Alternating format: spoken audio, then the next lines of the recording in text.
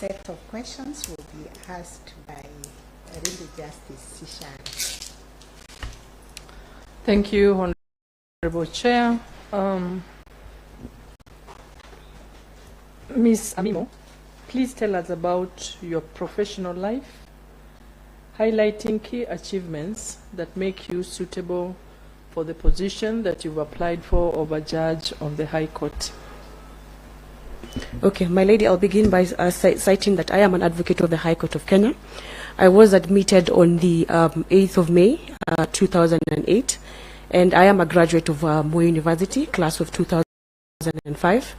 Since admission, I have purely worked in a law firm setups, 5 to be precise. If you'll allow me, my lady, I will only mention 3.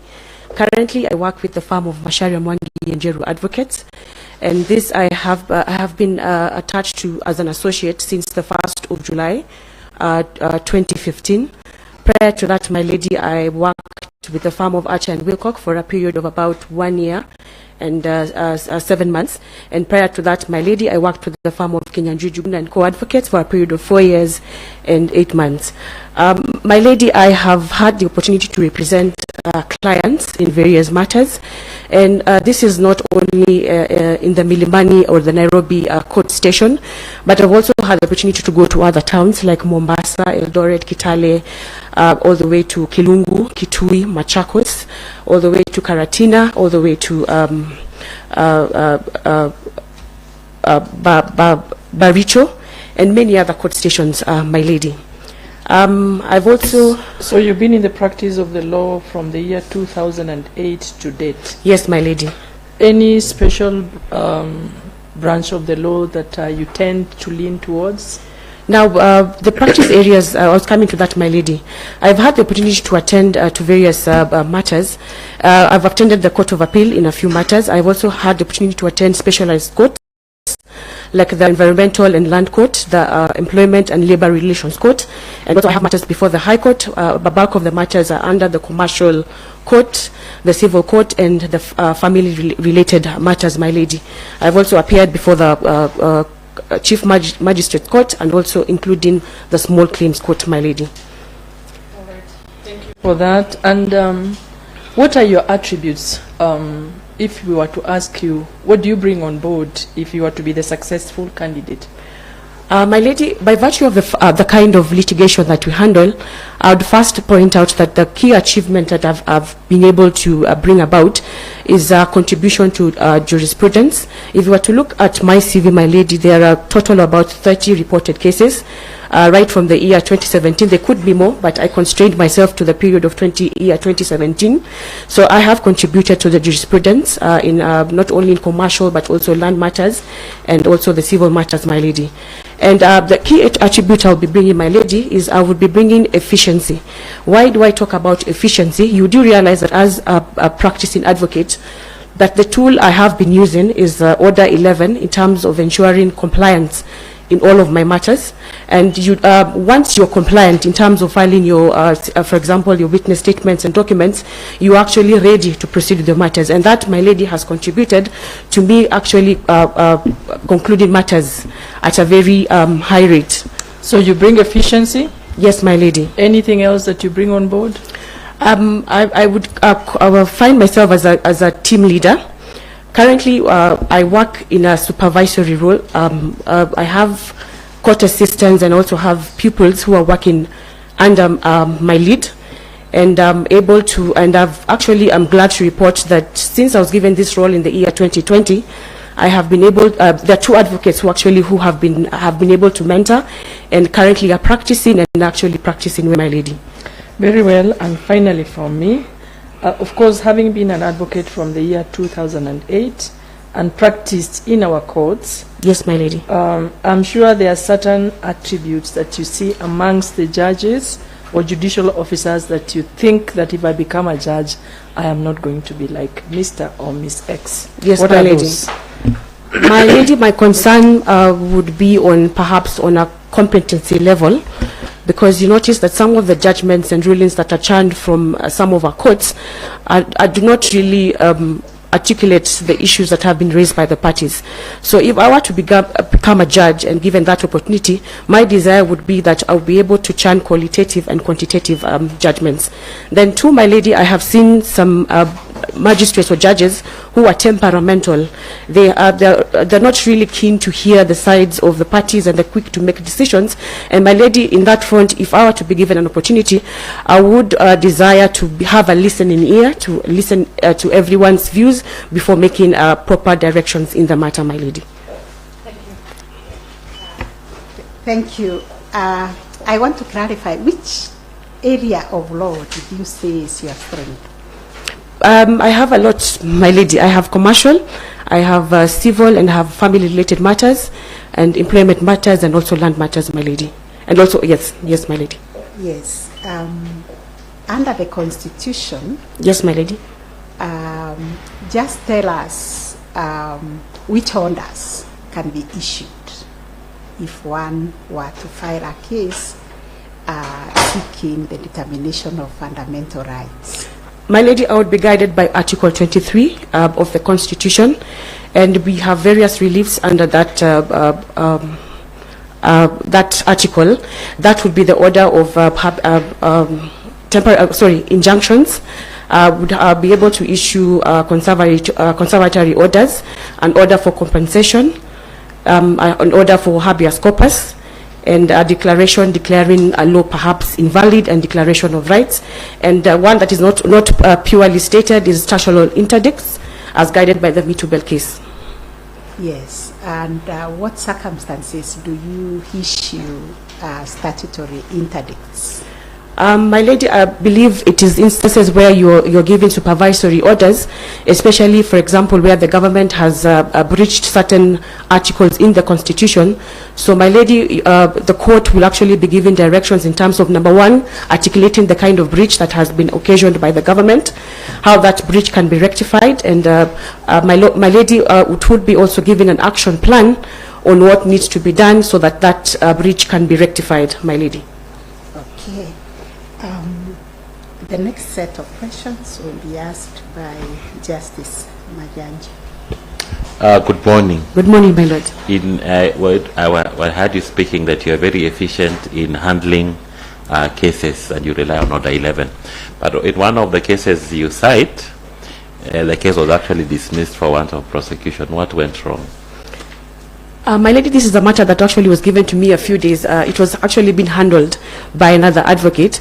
But then again, I would not want to lay blame on that. I think as a firm, we did not utilize the bring-up system too well, because had we done what we were supposed to do, that matter, my lord, would not have been dismissed. It was a bit of negligence on our part, okay. I must admit. Secondly, I've looked at your CV, and on pro bono activities, you say, regrettably, I have been unable to commit to pro bono activities as my availability for such activities is contingent upon discretion of my employer, which has limited my ability to participate. Yes, my lord. So, for the 15 years you've been practicing, you have not been involved in any pro bono activities? Unfortunately, Lord, not my lord. Have you had, like for example, I'm sure you go to church? Yes, my lord. And you don't involve yourself in pro bono activities? What do you understand by pro bono activities? I think my understanding, of course, is that you're giving free legal advice to those who are unable to, get that service. Is it limited to free legal advice? I think when I was answering that question, my lord, I was a bit narrow-minded. But of course, in church, you would have members who actually come and seek for legal advice. But I did not think in that aspect. Yes. And as a judge, why do you think it's important that you, why do you think we emphasize pro bono activities for this position? Why do you think it's important? My lord, it is important because everyone has a right to access justice, as guided by Article 48 of the Constitution, and also as guided by Article 159, where everyone is supposed to access justice regardless of status, my lord. Okay. Finally, you've heard of the small claims court. Yes, my lord. It's an important door to justice. Yes, my lord. Can you just tell us some of the controversial decisions that have been made in regard to that court? I think I will point out one that is most recent, my lord, where the court stated that it does not, that the small claims court does not have jurisdiction to handle what you call personal injury claims. My lord, the reasoning behind that judgment was that based on two issues. One is the aspect of service of notice under section 10. 2 of subsection 2 of cap 4.5, and also the aspect of general damages you cannot quantify. And so what is your view? My view is I am not really in agreement with that, because there's a reason why that statute provides that that court can hear personal injury claims. My lord, if we were to look at the nature of personal injury claims, for example, soft tissue injuries, I am yet to come across a judgment that is beyond 1 million, because when you look at the pecuniary restriction, it is not more than 1 million. That's good enough. Finally, as a High Court judge, how would you support the small claims court? How would you support the small claims court? You notice that the small claim courts usually have a limited number of days within which to conclude their matters. So, my lord, if at all there are matters that emanate from the small claims court on appeal level, then that it will actually be befitting if one is able to conclude their matters in the shortest time possible, to give meaning and effect to the Small Claims Court Act. Okay, thank you. Thank you very much. Thank you, my lord. Thank you. The next set of questions will be asked. Thank you, Honorable Chair. Council, karibu sana. Thank you, my lord. Now, I've read your sample writings. Yes, my lord. Sorry, thank you. I've read your sample writings. They're very concise. And when you were, most of them is where you're acting for parties. I've seen for the respondent, for the petitioners, and so on. You are speaking to the judge or the magistrate, the judicial officer. But now as a judge, how do you think you would like or you intend to present your rulings or judgments? How do you structure your judgment, for instance? Okay, first of all, I would start by setting out the issues that have been laid out in the various pleadings. For instance, for example, I'll start, for example, with the plaintiff's case, then the defendant's case. I'll be able to bring out the factual issues and what exactly is the cause of action. Then upon doing that, my lord, I would be able to analyze, of course, the facts in tandem with what the law provides, and be able to make a informed conclusion and do a balanced effect on the outcome. After giving the background, after giving the background and the parties' brief cases, you will finally go to the issues, right? Yes, my lord. Yeah. How do you identify the issues? The issue I would be guided by what is contained in the respective pleadings, my lord, by the cause of action and, of course, the reliefs that have been sought, my lord. Yes, my lord. How do you deal with the preliminary objection on a point of law? My lord, it behooves of a judicial officer to deal with that issue first, because you do realize if the court does not have jurisdiction, then you have no business in handling that matter. So that would be the first thing to handle before any other issue is handled, my lord. And if you find that you do not have jurisdiction, then you will not have to proceed with all the other issues that have been mentioned, my lord. When you're writing a judgment, whom do you think is your audience? My audience is the public. But this in this you know the judge first. Audience. Yeah, I mean, meaning the person who should understand what you're saying. Or I should be the first person to understand what it is I'm reading and be able no, to. You are presenting to. Okay. Yeah, you are writing as a judge. Yes, my lord. But no, when you are writing as a lawyer, you are talking to the judge. But now, as a judge, you are speaking to. I'm speaking to the litigants, my lord. Other than talking to myself, I'm also speaking to the litigants and also the public in general, because there are people who will also have contact with those judgments and rulings. So I'll have a whole spectrum outlook, my lord. And you know your cases will be reported? Yes, my lord. I'm aware of that, my lord. To what extent will you use legalese? That terms like stare decisis, res judicata. What is your duty to the public? My duty to the public would be to, as much as, yes, these are legal terms, it behooves you as a judge to be able to explain why are you saying res judicata. What exactly does it mean? When you're talking about all these other Latin words, you also have to bring it down to the people, because you remember they also have a right to actually, when they're looking at this judgment or ruling, they have the opportunity to understand what it is you're trying to put across, my lord. Finally, is a judgment, the way you present your judgment, deliver, is it part of access to justice? Yes, it is part of access to justice, because once you deliver on a matter, that would mean you've put a sort of finality on the issue. Because remember, when litigants are coming before your court, they're coming to seek for a solution, and they're hopeful that once they go through the judgment, that they'll be able to get guidance on what to do next upon delivery, my lord. Thank you. I wish you all the best. Thank you, my lord. Thank you, Chair. Good morning once again, Council. Good morning, Commissioner. Just picking up from where Judge Ibrahim has left, I do agree with him that you write well-reasoned pleadings, and I must commend you for that. Thank you. I also want to raise an issue with the use of exclamation marks in your pleadings.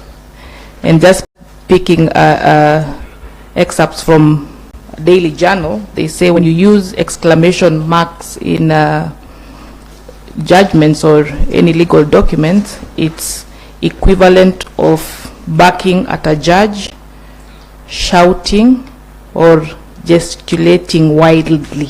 What are your thoughts around that? Because I've noticed you use quite a lot of exclamation marks in your documents. Maybe perhaps I should start by saying that why I use exclamation marks actually is to bring out, is to more like saying emphasis added. But I also appreciate the nature of the remarks that have been made in the article. I think I'll be more careful and going forward. Okay, thank you. Thank you. Thank you, Commissioner. My second question, again, just a quote from Judge Amy Barrett. I think during her confirmation hearing, she had to say this about a judge. A judge must apply the law as written. Judges are not policymakers and must be resolute in setting aside any policy view they might hold. What is your thought around that quote? To some extent, I agree, and to some extent, I do not agree. Because what would happen, for example, if you're handling a constitutional matter, and especially in, for instance, where you have, I'm sure, Commissioner, you're aware that where some provisions have been made unconstitutional, I think as a judge, if you were to apply a purposive approach and in tandem with Article 259, I think as a judge you cannot be narrow-minded. You have to be progressive in how you do your judgments.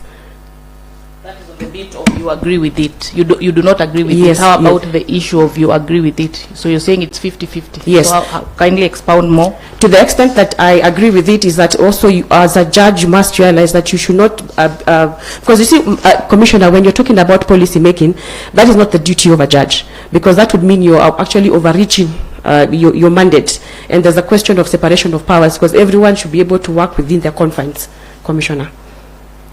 Okay.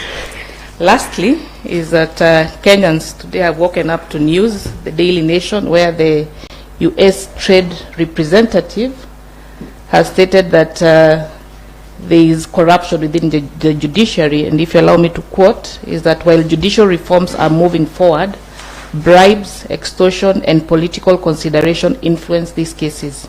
As such, foreign and local investors risk lengthy and costly legal procedures. End of quote. How does corruption interfere with judicial independence? Commissioner, it does interfere, because that would mean that you actually trying to, because my lady, Commissioner, let me put it this way: when you're actually bribed, that would mean that I have to play to your tune. And that would mean that I am deviating from what I'm supposed to do rightly, so that where I was supposed to rule in a particular matter, if I were to go to be straitjacket, then that would mean that the way I think is interfered, and I'd have to look the other way, and that would be an injustice to the litigants or those people who approach the court for help. And how would you then promote decisional independence at the same time promote accountability? For me, I think, for example, I do appreciate that judges have, for example, they have what you call the researchers. And for me, as much as, yes, judges have researchers, it is a question of appreciating what the research individual has done and be able also to make my informed decision. Because I think it will be a sad state of affairs where you're being guided, yes, and you're using 100% what the researcher has done. So it boils down to me as a person, as an individual, doing what I need to do, and that is being independent. Yes, I appreciate the work you have done, the research that you have done, but I have to come up with my own way of thinking, Commissioner. Thank you, Chair.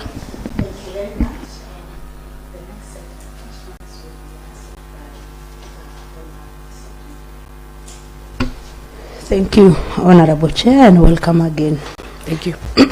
Now, when we were preparing for this exercise, we had a session with the stakeholders, and they told us that they would want a judge who understands the complexities of the judicial system, including the challenging environment and the power dynamics.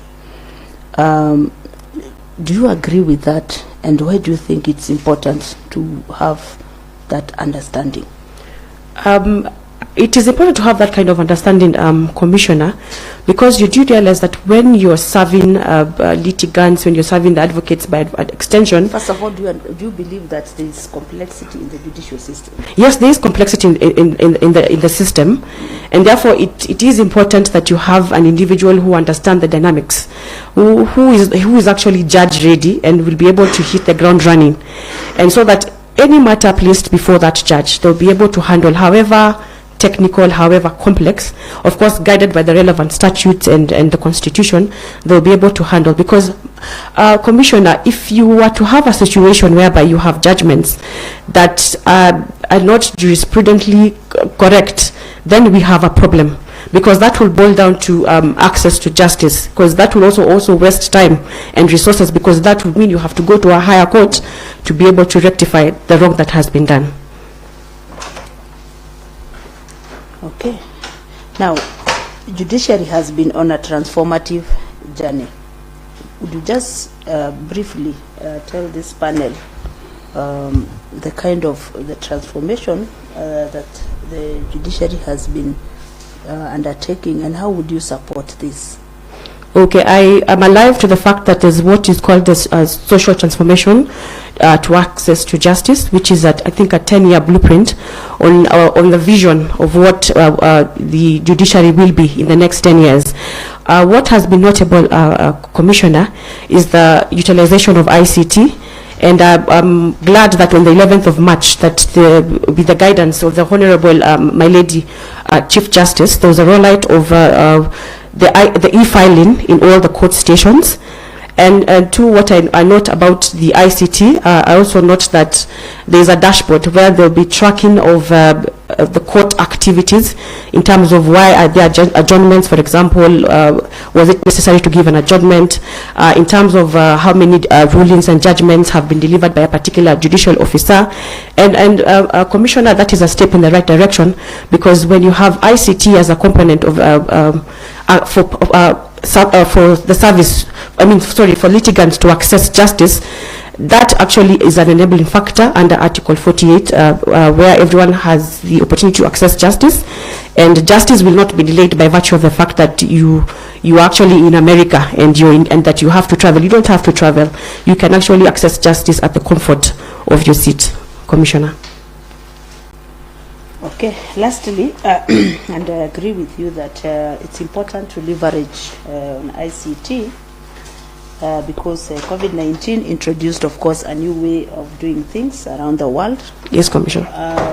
But what risks do you think the judiciary will face or be exposed to risks? And how do you think that this risk will be mitigated? I think the highest risk in as far as ICT is concerned is the element of data protection, because that would mean you have to put up a system that secures the kind of data that is in the system. Remember, you have e-filing, you have judgments and rulings, and you have all these other aspects, like, for example, maybe payment of bail or bond. and security, it is a security concern. What if there's an outsider who tries to infiltrate the system? That would mean that the information that is contained in the system will be out in the open, and I don't think that would be the intention of having an ICT component. That would be the greatest risk. So in terms of how to mitigate, I think here would have to have experts and professionals who, I think I liken it to, for example, a banking system, whereby the bank holds a lot of money, and you see, if they don't put their systems right, the monies that are due are being protected or being held on behalf of the customers will be diversed to other third parties who are not supposed to be beneficiaries of that money. So if you have an expert to try and protect that interest, that would be a step in the right direction, Commissioner.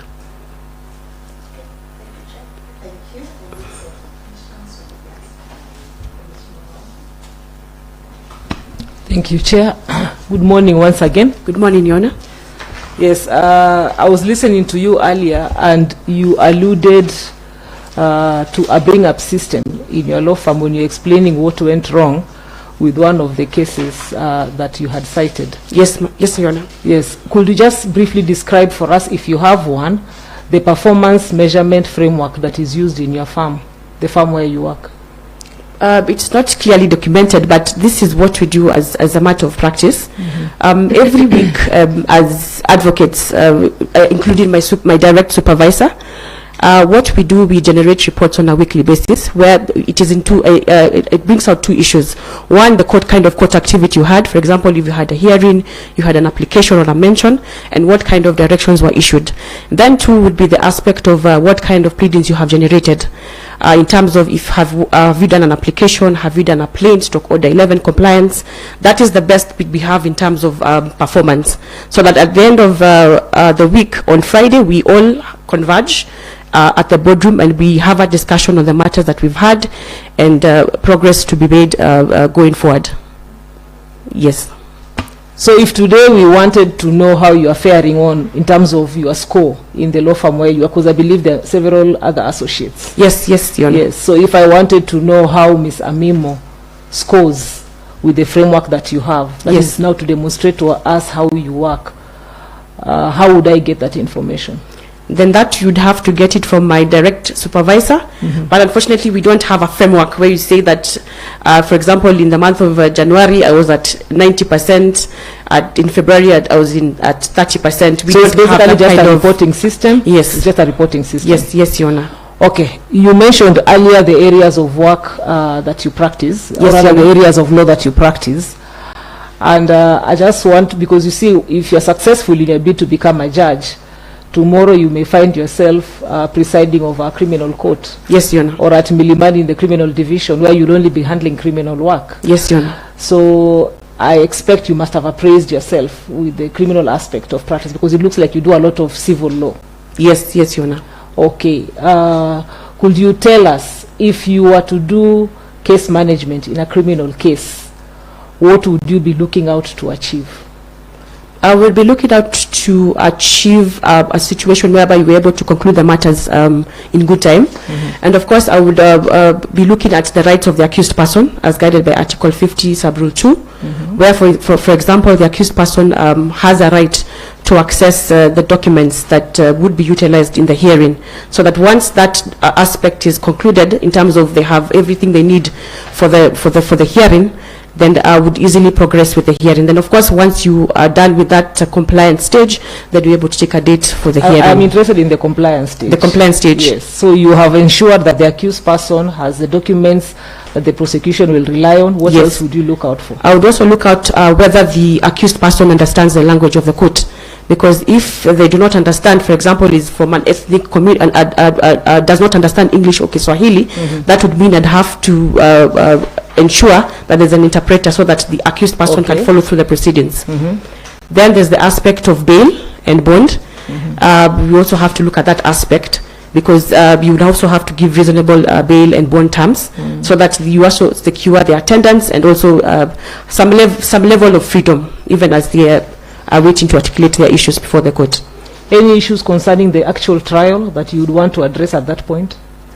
Maybe something to do with if there is an objection about confessions, then that would be an issue to consider. We'd have to do a trial within a trial to actually establish whether they have that confession was properly secured.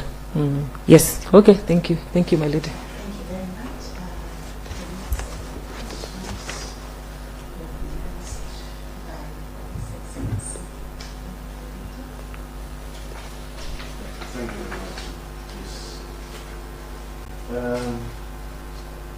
My question is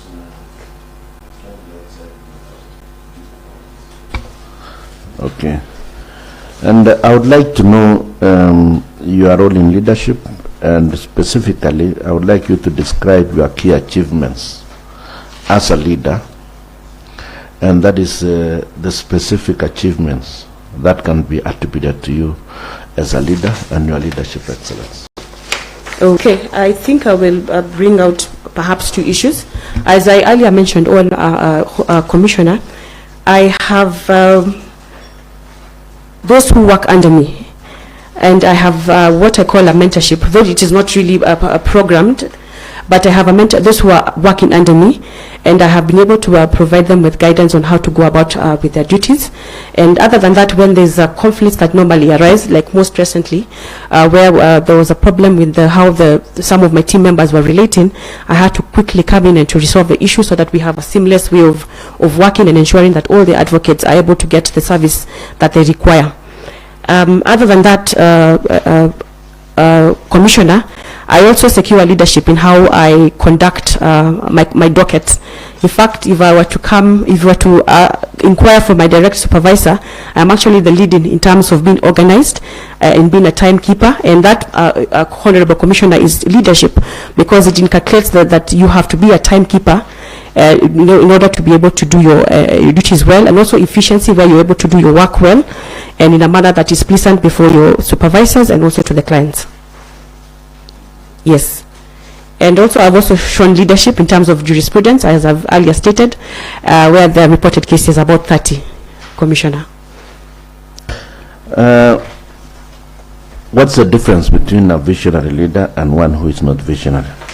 What specific things a visionary leader will do as opposed to one who is not visionary?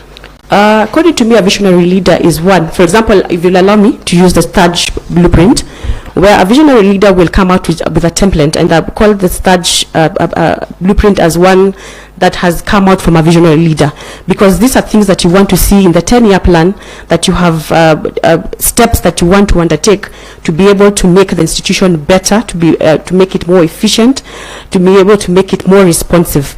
So when you're talking about vision, it's about what steps are these that you're taking to be able to take the institution or the people you're working with to a higher level, achieving also excellence in the process. One who is not visionary he just wakes up in the morning and just does as they wish, with no structured way of articulating their duties. Thank you, Commissioner. Thank you, Honorable CJ. Good morning once more. Thank you. Good morning. I'm going to ask you questions around Chapter 6 of the Constitution that talks about integrity and leadership. And maybe you could start by telling us, what does integrity mean to you? According to me, integrity means working, simply put, I think I'll put it as working in an honest manner, devoid of any interference from third parties. That is how we'll simply define it. Okay. And then, of course, if you were to be guided by Chapter 6 of the Constitution, there are certain principles that will actually guide you. One is you have to work with, number one, honesty in the execution of your duties. Number two is that if there's any conflict of interest, you have to bring it up as soon as possible. Three, you have to act with impartiality in the execution of your duties, meaning that you do not have, you must not show favoritism or nepotism or bias. And then fourthly, you're able to excellently give services to the people. Remember, as a judge, you're required to serve the people, and therefore it behooves upon you to be excellent in the delivery of your services. Okay. Thank you for that. Maybe you could tell this commission over time when your integrity was put to test and how you went about it, and perhaps any lessons that you drew from the situation. Thank you, Commissioner. I think the closest that I came to is when I was working with the firm of Kinyanjui and co-advocates. And during that time, I used to do a lot of what you'd call running down matters. And we had a policy that when you're doing such matters, you have to ensure that all the bakers of the documents are availed. So there are certain regions where the advocates, I will not mention which regions, where they would actually come to you and say, instead of us producing these documents, for example, the police abstract, the medical reports, and the treatment notes, for example, because there's an expense attached to bringing these witnesses, why don't we instead give you this money, and then you will not have to, and then we will now proceed with the matters and produce the documents by consent. So at that juncture, I do remember and I do recall that I was in fact I was not amused, and I insisted that you have to bring all your makers, and I was not interested in the money. This was the closest to me being compromised. And I had a duty to my client to ensure that their policy was actually adhered to by ensuring that all the makers of the documents were availed, and that I had to cross-examine them at that particular point. What I have learned from this Honorable Commissioner is that in the execution of your duties, you have a duty to be a person who is honest in their dealing, so that if there's any atmosphere that we want you to deviate from the path that you have taken, you should quickly avoid it, because it has an effect in your practice, because it will boil down to when you're called upon to serve in any other institution. So some of your actions will then bring conflict, yes, with the people you work with. Yes, How yes. again do you go about it? In terms of conflict management, maybe you can rephrase the question, sorry? When you find yourself in such a situation, you're bound to have conflict with the yes, people you're working with. Yes. How would you deal with that situation? I think for me, I would have to bring the issue to my direct supervisor to be able to intervene and to be able to guide on the way forward. That would be, for me, would be the best approach. Okay. Yes. You wouldn't want to handle it by yourself? I can, because remember, as I said, I have tried. I have made it clear to you that I do not accept such kind of conduct. So if you keep on insisting, actually it's at the point of you insisting that then I'll escalate it to my superior. Okay. Thank you. Now there's judiciary has received attacks from external stakeholders where the institution is seen to be corrupt. What is your view on that? I think it's more of a perception, because my proposition on that would be, if you have a feeling that the judiciary is corrupt, kindly bring that evidence before the right authority, so that once that evidence is received, then they can be able to act on it. But when you're busy doing that in the newspapers and in the media, it is of no use. If you want to be useful, tender the evidence, and the evidence will be looked at, and it will be, and if there is any probable cause, then it will be acted upon. Okay. Yes. All right. Thank you. That's all from me. Thank you, Commissioner Zirani. Finally, you said that you are a judge, lady. Yes, my lady. And that the position of a judge also entails leadership qualities. Yes, my lady. If you are successful in this application and you are sent to a station as a judge, I want you to tell us at least 5 things you would do to organize your court so that the court is efficient. In terms of clearing backlog, in terms of delivering judgments. Yes. Okay, first things first, my lady.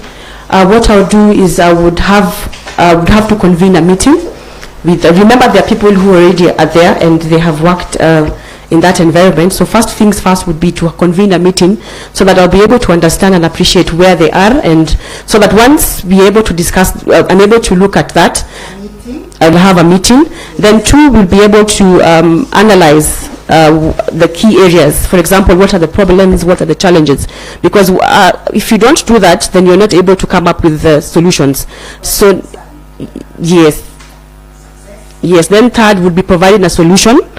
For example, if it's a question of backlog, where is there backlog? For example, if in a commercial court, you would find that the stumbling block usually is interlocutory applications. So is there a way we can go around without having to hear the interlocutory applications? Let us go directly to the hearing, so where parties can do Order 11 compliance, and then we'll be able to take dates for the main hearing of the suit. Yes, as opposed to applications. Then fourth, I would also employ the service tool. I have been a beneficiary of the service tool, not perhaps maybe on appeal matters, where if you are able to give clear directions from the word go, even before they appear before the deputy registrar, you're able to tell them in advance that in a month's time we'll have a service week, and these are the directions. If you filed your record of appeal, please ensure that you filed your submission so that on the date that you appear before the deputy registrar, it's just a question of taking a ruling date. Yes, my lady.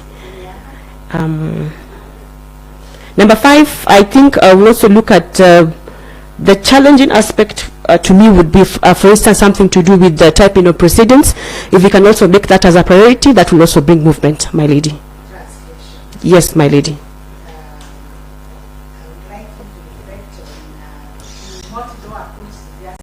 Yes. The use of ADR, court annexed mediation, and AJAABU. Yes, my lady, I do agree. You'd look at that. Okay, thank you, my lady. Yes. Unless there's any other question from the commissioners, thank you very much. But we also invite you to ask us a question before we bring this to an end, if you have any question. My lady, I do not have any questions. Okay. Yes, my lady. Thank you very much for your time and for availing yourself for this interview. We will consider your application alongside others, and we will get in touch with you when we complete the exercise. Okay. I wish you well, and thank you very much for the work you're doing in the legal profession. Thank you very much, my lady. Thank you. Have a good day. Thank you.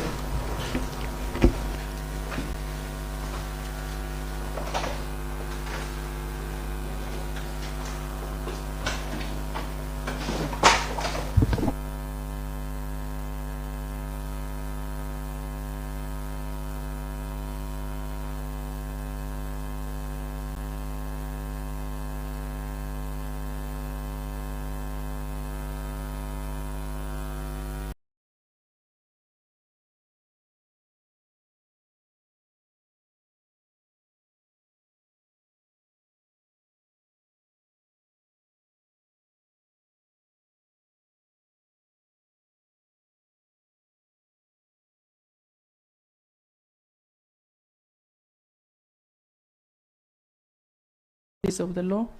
Yes, and banks. However, in my private practice, I mainly deal with one-on-one clients, I mean individual clients, as opposed to corporate clients. The reason for that being that I gained a strong basis at my pupillage, which I undertook with a firm of a deceased advocate called G. Kamonde Advocate, where I learned the rewarding bit of helping a client at an individual level, helping them resolve their disputes, helping them overcome their challenges in the law, and the satisfaction that comes from knowing that you have accomplished and helped a member of society. All right. I'm sure being a litigator for quite some time now, yes, and being a person who practices in our courts, there are certain things that you see amongst judges and amongst judicial officers that, as far as you're concerned, you would not want to bring on board. What are some of these issues if you are to be the successful candidate? For me, my challenging factor several times, or let me say occasionally, is timeliness. Although I would say timeliness in the High Court is relatively observed, but in the lower courts, it's quite frustrating sometimes. So there's an issue about not keeping time. Anything else? Delays in judgments and rulings, and sometimes even just reading judgments and rulings and feeling as if the judge or the magistrate did not put into consideration the evidence that was adduced and even the submissions that were put forth by counsel. So we are talking about quality as well? Yes, quality. Have you ever considered that maybe judges and magistrates are greatly overworked, and hence that's why in terms of the turnaround time, that tends to take a bit of time? Well, as much as I appreciate that, I also, and in recognition of the fact that there's a lot of litigation nowadays and there's a lot of backlog, I also recognize that as a judge or a magistrate, if you, in some situations, justice delayed is not served, is no justice served. And there is reasonable delay, but then at some point it becomes quite unreasonable. And that is the point you start getting concerned. And finally, from me, what special attributes then would you bring on board if you were to be the successful candidate and you are appointed a judge of the High Court? Diligence, discipline, and commitment to the work that you are doing, and also realizing that the time that you're serving is not really your time, it is public time. Thank you. Thank you, Commissioner Mashari. Okay, three questions. Yes. Now, we are looking for somebody who is distinct. I will give say specific examples. Yes, I will say I'm distinguished in the sense that I have contributed to the jurisprudence of this country in all matters, including even environment and land matters. I have seen a lot of my cases quoted in the Kenya law reports and even in other forums. Recently, I got called by a client telling me that she's concerned that she's seeing her name in some legal research in Australia. It was a labor matter that I had concluded in the year 2021. I just had to allay her fears that there's nothing wrong with your name being quoted as long as it's helping to improve case law. Apart from improving on jurisprudence, well, I have also, even in the cases in the Court of Appeal, I have seen many of them quoted. I recently noticed a new area in the Court of Appeal where the judges were saying that you cannot, the concept, the equitable concept that you cannot, should not, doctrine that you should not approach. He who comes to equity must come with clean hands. One of the, the appellant in the matter that I was handling had actually not paid stamp duty on the land that was under dispute, and therefore the judges were of one voice that you cannot come to us and expect justice, and yet you're depriving the same government that is you're seeking a remedy from. So for me that was outstanding. I felt honored for my argument to have been recorded that way. Apart from yes. So when sorry for cutting you short. Yes. So when you quote the cases that you think yes have made a difference in terms of jurisprudence, yes, which then would you consider to be your area of speciality where you think you've been most impactful? And again, as you say, that just be specific, in respect to the cases that you've handled in that area. I will feel that I will be most impactful in the area of contracts, land law, and saying family. Where you've been impactful, not in the future, yes, in the cases that you've handled. Matter conflicts, I feel I have balanced all the areas. The only area that I feel I have not delved into in detail is the constitutional law.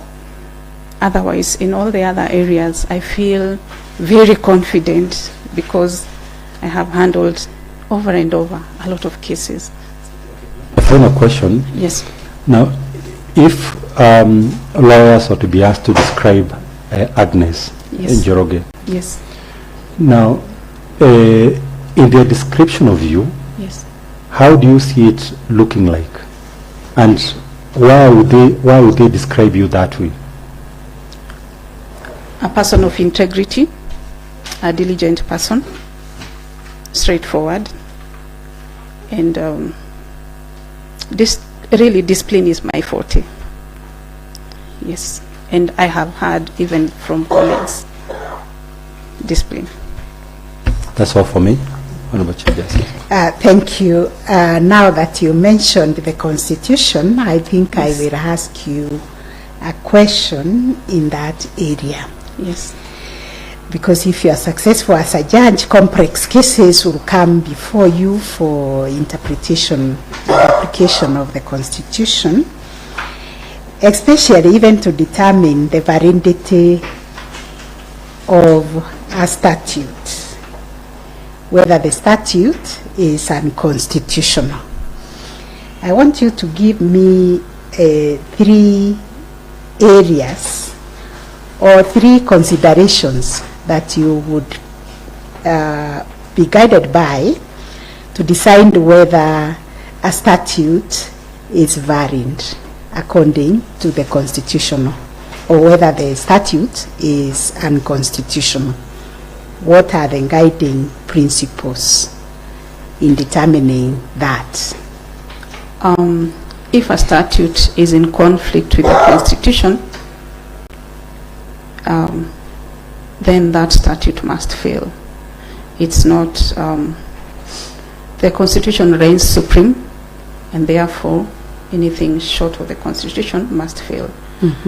Another guiding principle will be whether the main principle or enumerated in that statute is in the same, in line with the, in sync with the Constitution.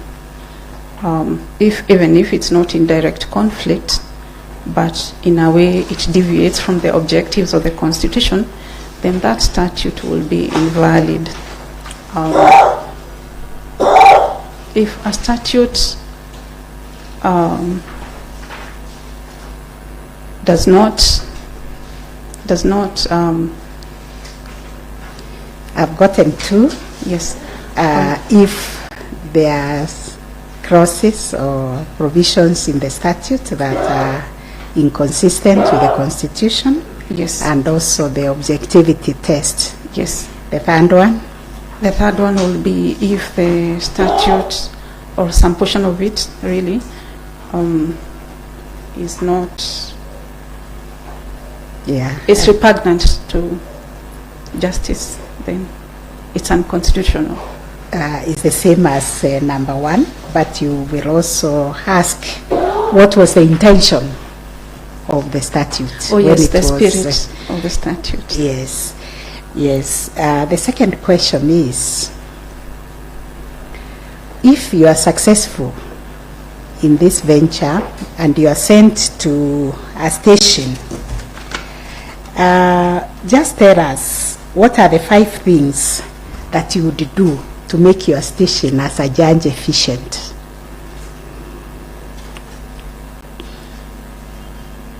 Thank you, Madam Chief Justice. I will first learn the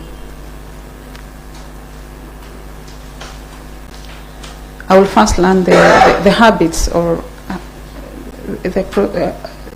the habits of the people of that area. They may be bad. Sorry? They may be bad habits. Well, I would learn the people of the area, the good and the bad all together. And I will learn how their conduct in court tends to be, especially the advocates.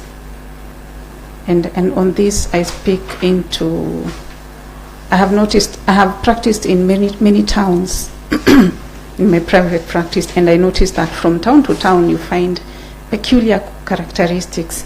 Like, for example, there is one court I attended severally, and I asked myself, are they always adjourning cases over there? You know, I would learn how to streamline the practice of the litigants as well as the advocates.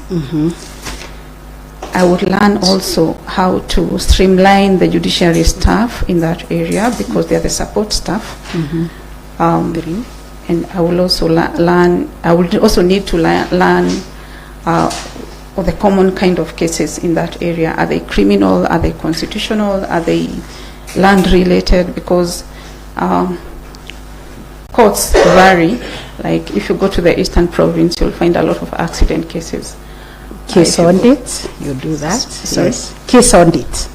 Case audit, yes. Yes. I will also learn whether we have adequate or infrastructure in the courts that is conducive to litigants or people who approach the court for justice, and if see if there are any areas of improvement. How would you deal with backlog? I would go back to the issue of case audit and look at all the old cases first and understand why they have not been concluded. I will purpose to insist on prosecution of the older cases, and I will also ensure that I have a cost list that I can manage on a day-to-day basis, so that I don't have a very long cost list and at the end of the day I have not achieved much. Okay. Yes. Justice Majaji. Thank you. Just to follow up on the issue you talked about, delays in judgments and rulings. Yes. If you are appointed a judge, what would it you would do Yes. to avoid delay in judgments and rulings? First of all, at the hearing, I would endeavor to really be in touch and in sync with the proceedings, so that by the conclusion I know the salient issues and facts, and even as I wait for submissions from counsel, and by then, which I will also regulate, not, I would apply really the practice directions to the extent of how many pages of submissions you can make, so that, and then I will also limit the amount of time that people, or advocates, will take in submitting their submissions, so that we don't have someone taking 2 months to bring their submissions. And then I would also ensure that at the conclusion of each case, I have scheduled my free time so that I have a number of cases to write judgments on certain days. I will set aside days to really write judgments. Okay. Let's go back now to the other topics. As a High Court judge, the majority of the appeals you'll be dealing with in criminal cases are from defilement. That's a fact. Yes. Under what circumstances would you uphold a conviction where the prosecution failed to call the doctor who examined the victim? Circumstantial evidence. Of under what circumstances? If in consideration of the circumstances of the alleged offense, or the offense now, there could not have been any other person, or and it is clear that the offense was definitely committed. And for example, in an instance where even you find the minor is even pregnant, that is evidence. And suppose there is no DNA evidence, would you still say the minor was pregnant and there was still no DNA evidence to show a connection between the victim and the accused? Would you still go ahead to convict?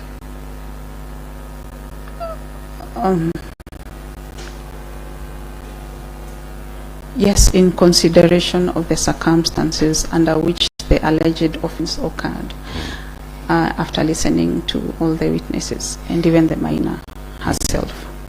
And if the minor was the only witness, would you go ahead to convict?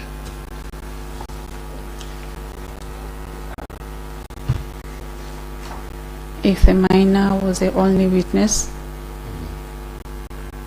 yes, I would. Under what circumstances?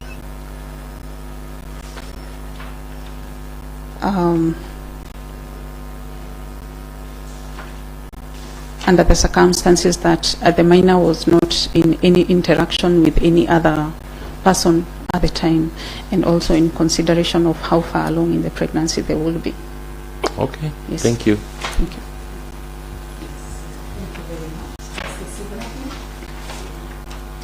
Thank you, Honorable Mr. Chair. Council, I want to discuss with you briefly about your writing. Yes. You have presented 5 sample writings. Yes. I've read them, and I think you write very well.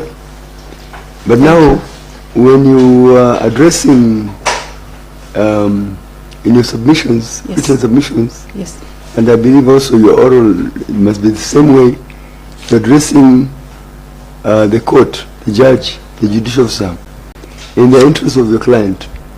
But now as a judge, and then in Kenya, it's an adversarial system. There you are pushing for the interest of your client. But now coming now to be a judge, you are an arbiter. How do you think you would wish to deliver your judgments, write your judgments? Speak to the parties. I do not think I really got the question. Okay. Language is a tool for communication by judges. Yes. And you have to deliver your judgment in a way that both stakeholders understand, including the public who will finally read your judgment. So how will you go about writing a good judgment? Very well. I will go about analyzing the case.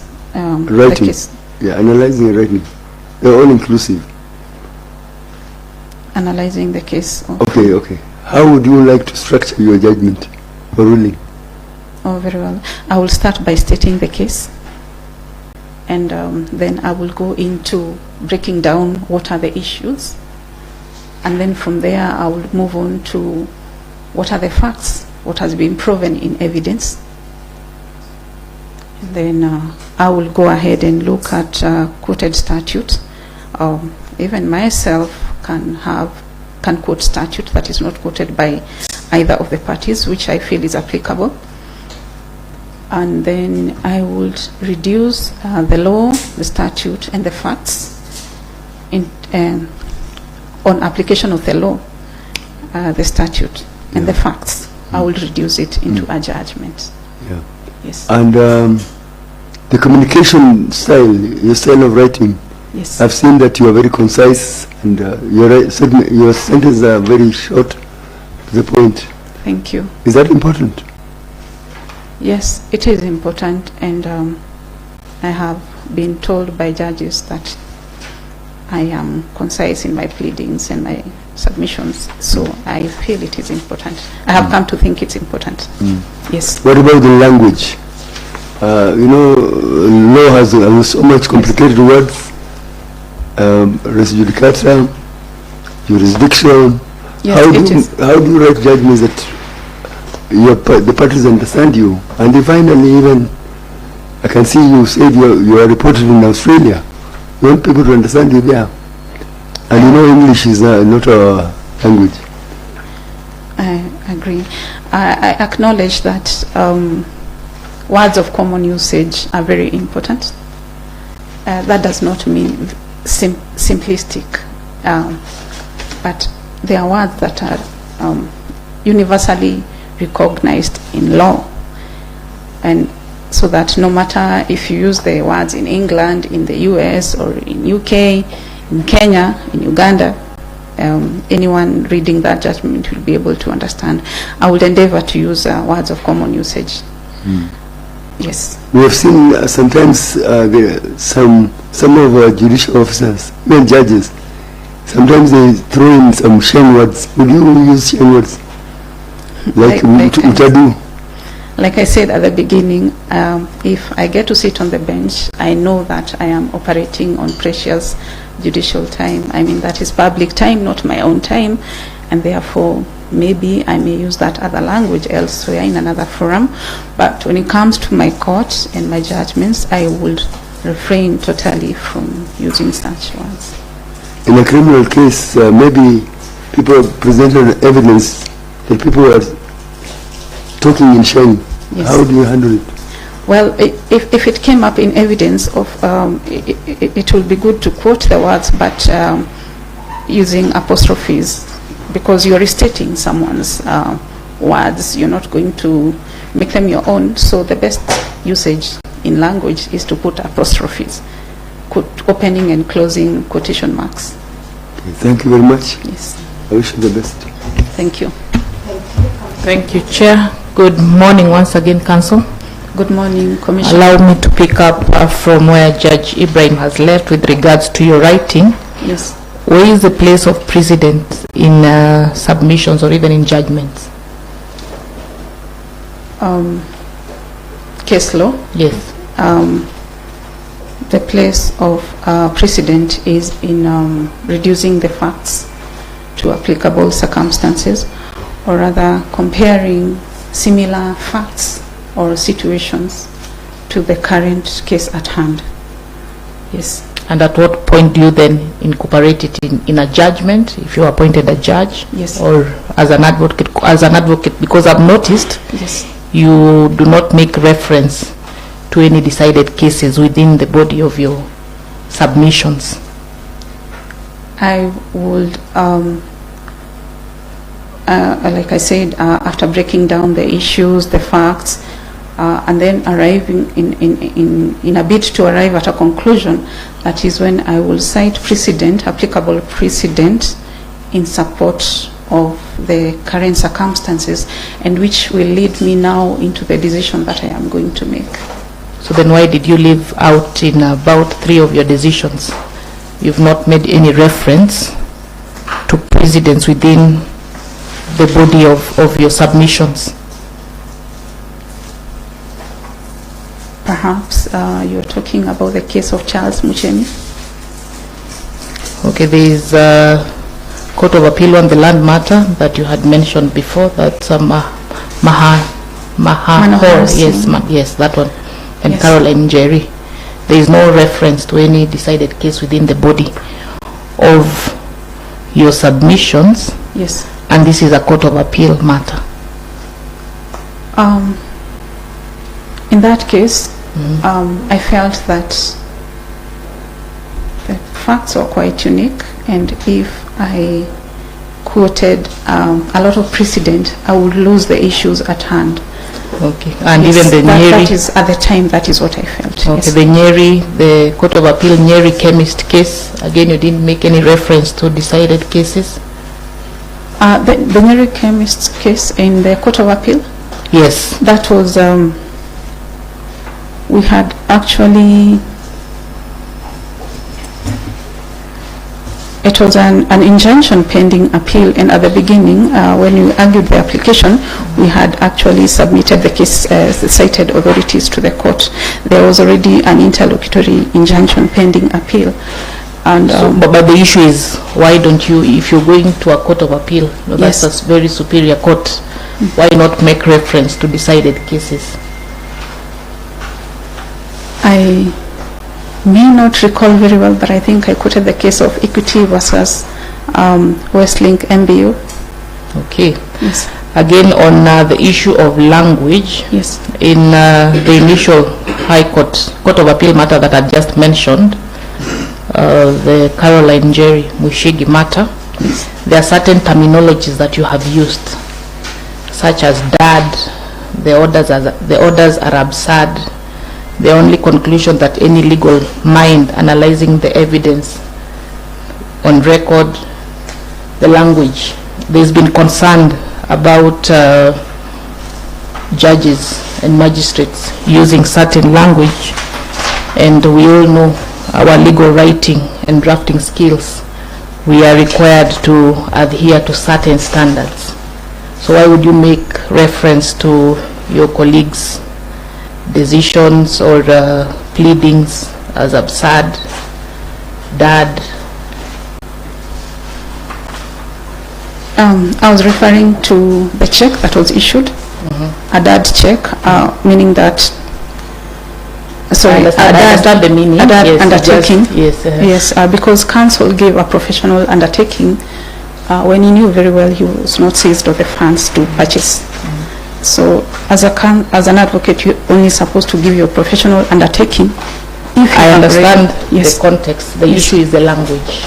The language, even the issue of saying the absurdness and conclusion by any legal mind, Yes. meaning the judge. Are you trying to imply that the judge must decide your way, or the issue is more of the language, which I think Judge Ibrahim had asked you about? Yes. Professional and courteous language. Yes. Yes. How are you going to ensure that you improve on that?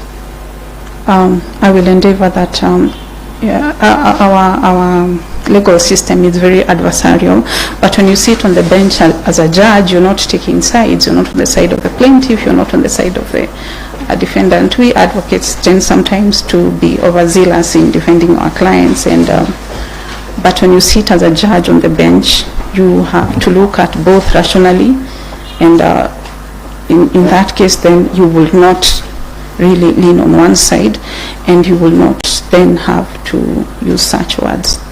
Okay. Yes. And in another matter that you have shared, the sexual offences case. Yes. Your appeal was around sentencing. Yes. So what are some of the consideration? I know as sexual offences matters are not, you don't have the original jurisdiction. Yes. But in matters that are seized before you, yes, in sentencing, what would you consider before sentencing in a criminal case? I will consider the age of the accused person. I would consider their health situation. I would consider their remorse. Are they remorseful? I would also consider the circumstances under which or in which the offense was committed, and particularly also the age of the victim. Yes. Okay, and at appeal level, when you're setting aside or reviewing the sentence in a sexual offense matter? I will consider that, I will consider whether the accused, I would consider whether the accused in his evidence or in his defense raised the issue of the age of the minor. I would also consider the mitigation that he gave, and I will also still consider his age. Okay, in your submission, among the things you have asked the court to consider, yes, is that the complainant, that is a 15-year-old girl, yes, the complainant admits having been friends with the appellant and went to meet him on her own volition. And then part 4, the complainant, that is now the 15-year-old girl, having not contracted any disease or fallen pregnant, but was able to proceed with her education. Why do you think those two issues that I've read out, the court should consider those two issues? Yes, the impact of the offense on the victim. Yeah, but you know, this one you're asking the court to consider to reduce the sentence for the accused, the accused person, the convicted person. Why is it necessary for you to consider not the victim, yes, but in terms of reviewing sentence?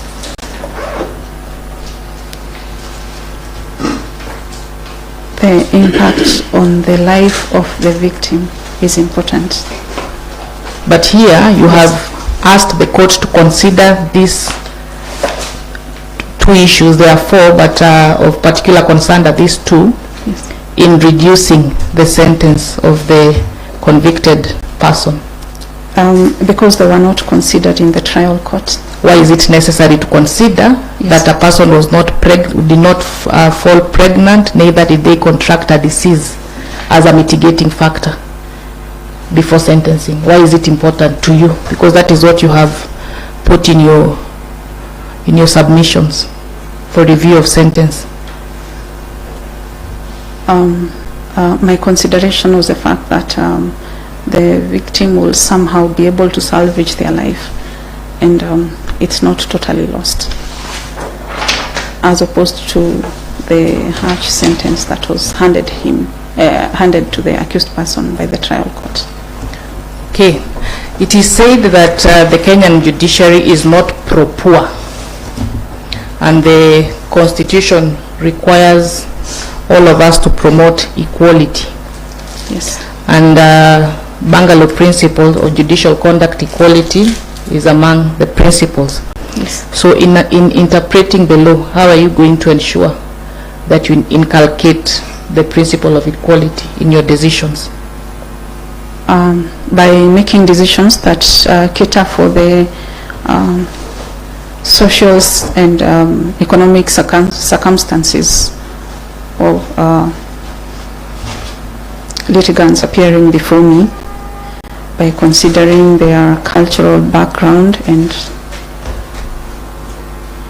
age, their gender, and even their economic status. Okay, thank you, Chair.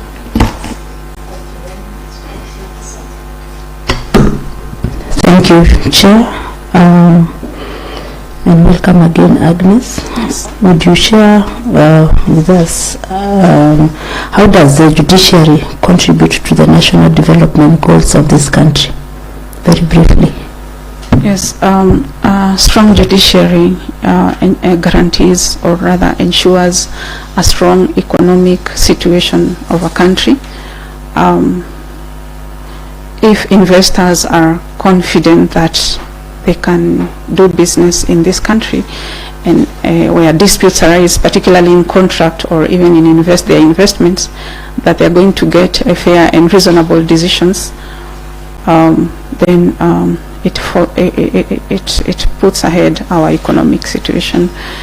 The judiciary also has come up with other alternative dispute resolution forums like mediation, which ensure that disputes are resolved within the shortest time possible, and that makes for a strong economy of a country, and people are able to do thriving business.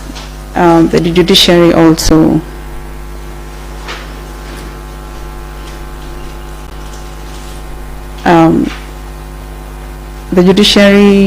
promotes the Constitution. And in a country where the Constitution is promoted or given strength, then the economy of that country will definitely thrive.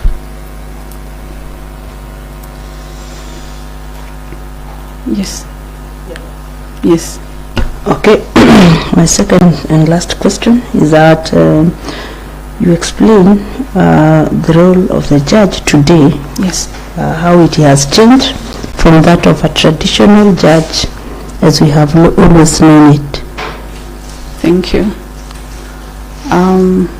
The judge today has an obligation to developing the law and promoting the Constitution. The role of the judge today is not just as an arbiter. I want to hear what has changed.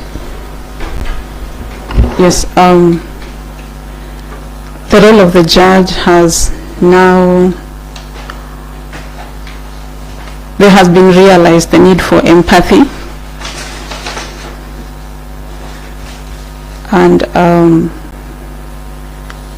the judge is now recognized as a strong pillar of society and even the economy of the country.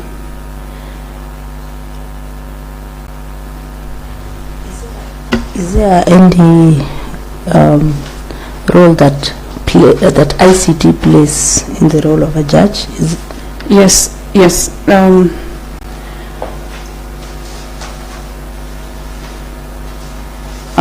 ICT ensures that there is faster delivery of justice, and that there is easy access to justice, because decisions are easily available and the court system is readily available. Thank you, Commissioner Rand. Thank you, Chair. Good morning once again. Good morning. Okay, if you're successful to join the bench as a judge, you will find occasionally you will encounter advocates who, for lack of a better word, I'll describe as cantankerous. You know, those who come and they do not want to listen, they want to take charge of your court, they want to direct how you're going to conduct proceedings there. How do you purpose to deal with such advocates, or even parties for that matter? Thank you, Commissioner. I will first and foremost ensure that I conduct myself with decorum, because what you give is what you get in return, although sometimes it doesn't exactly work that way. I would take up measures by ensuring that if an advocate is, I will take up measures to ensure I have full control of my courtroom. I will not give room for people to express their private or their personal side in my courtroom. Those measures?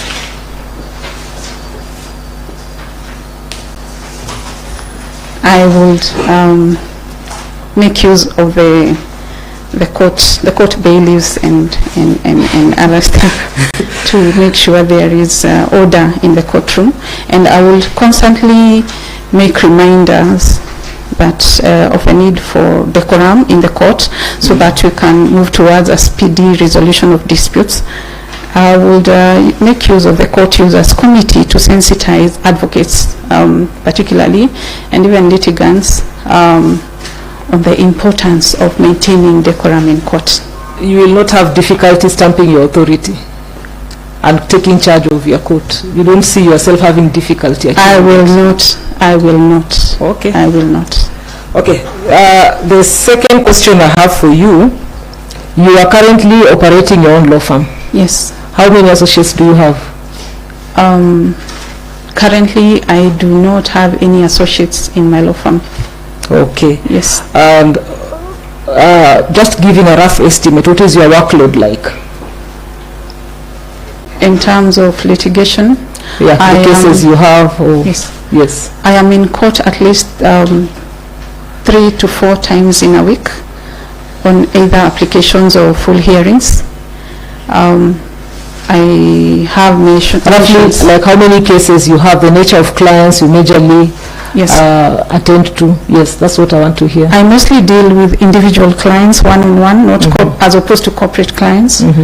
I have a big portfolio. I lost count at some point. And my law firm has grown from clients referring other clients. I can say with confidence that at least every client I worked for has brought back at least one other client, and that is how my law firm has grown. Okay. Yes. Do you have a performance measurement framework in your law firm? On myself, I have targets. You're not alone in the law firm, are you? No, in terms of advocates, yes. I am the only advocate in the law firm. But you have other staff? Yes, I have a secretary who also serves as a receptionist. I have a court clerk. The measure for my performance is actually something that I do according to my targets. As for the staff, I gauge their performance, and where there is need, I call them and have a talk with them on how do you just gauge? You just look at how they perform. Are there instruments you use? First of all, I believe in discipline. I'm a strong upholder of discipline and timeliness. I believe that if you're not able to keep your time, I think you may have challenges performing your work to required standards, because then if you, like, for example, you come into the office at 9 and you're required to be elsewhere at 9, you're not performing. For me, it's on a day-to-day basis. Yes. Okay, now before we embarked on this exercise, we engaged some of our stakeholders just to get a feel of what they want in the kind of judges we are to recruit. Yes. One attribute that featured strongly was that they needed someone who's a hard worker. Yes. So now what would you use to persuade this commission that you are a hard worker? I have submitted testimonials which are mostly from people that I have worked with, but on myself I diligently perform work that is given to me by clients, and that explains the natural growth of my law firm. Like, I have not had to go soliciting for work or such like things. I believe in delivery. I believe in substance and delivery of substance. Yes. Okay.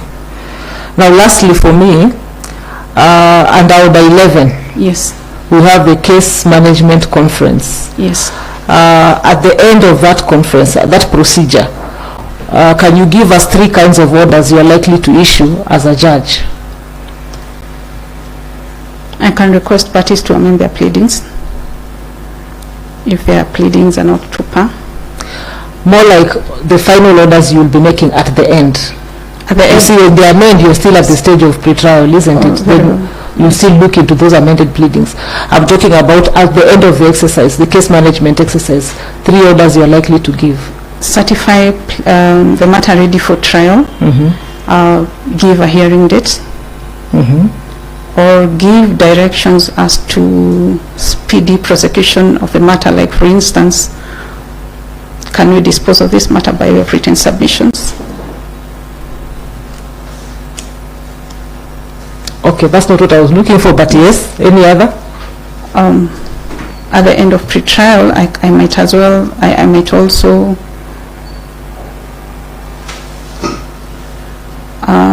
require for, that is discovery and all that has been done. That's what you do in the pre-trial? Yes. Yes. I might refer the matter to, I might decide my court does not have jurisdiction. Okay, thank you. Yes. Thank you, my lady. Thank you very much. Commissioner Excellency Ruto. Thank you very much, CJ. Now, can you tell us the guiding principles of leadership? Thank you, Honorable and Commissioner. Integrity. Sorry? Leadership and integrity.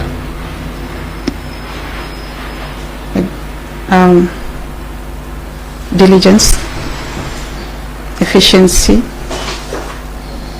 timeliness,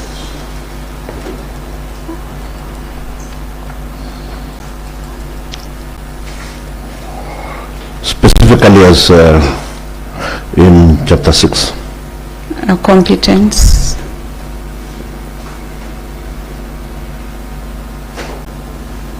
integrity, honesty. Okay, and now in leadership, what would you consider as transformational leadership style? And are you one such person? What I would consider my transformational, please say again. Would you consider yourself as a transformational leader? Yes. Can you explain? Because I am a person who likes to see progress in society, and I have a keen sense of responsibility.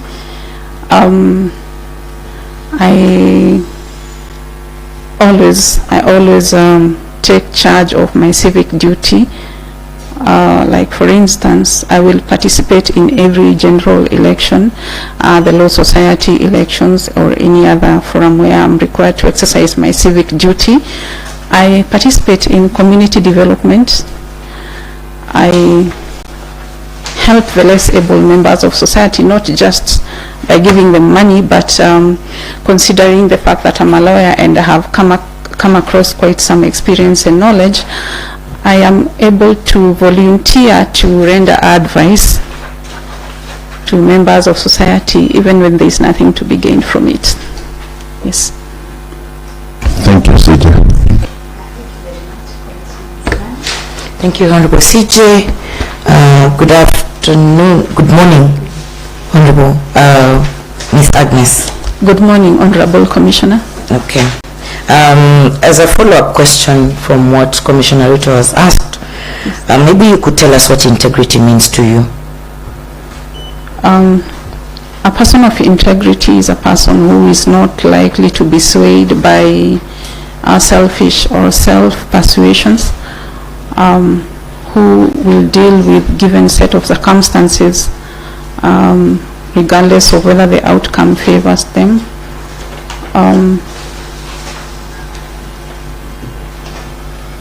In a sum, to say a transparent person.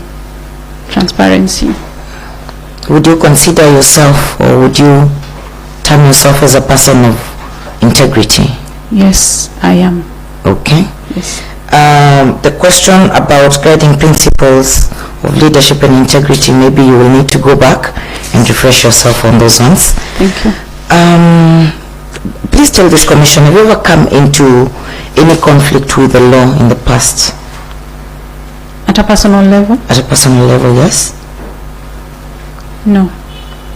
You've never come into conflict with the law? No. Any other way?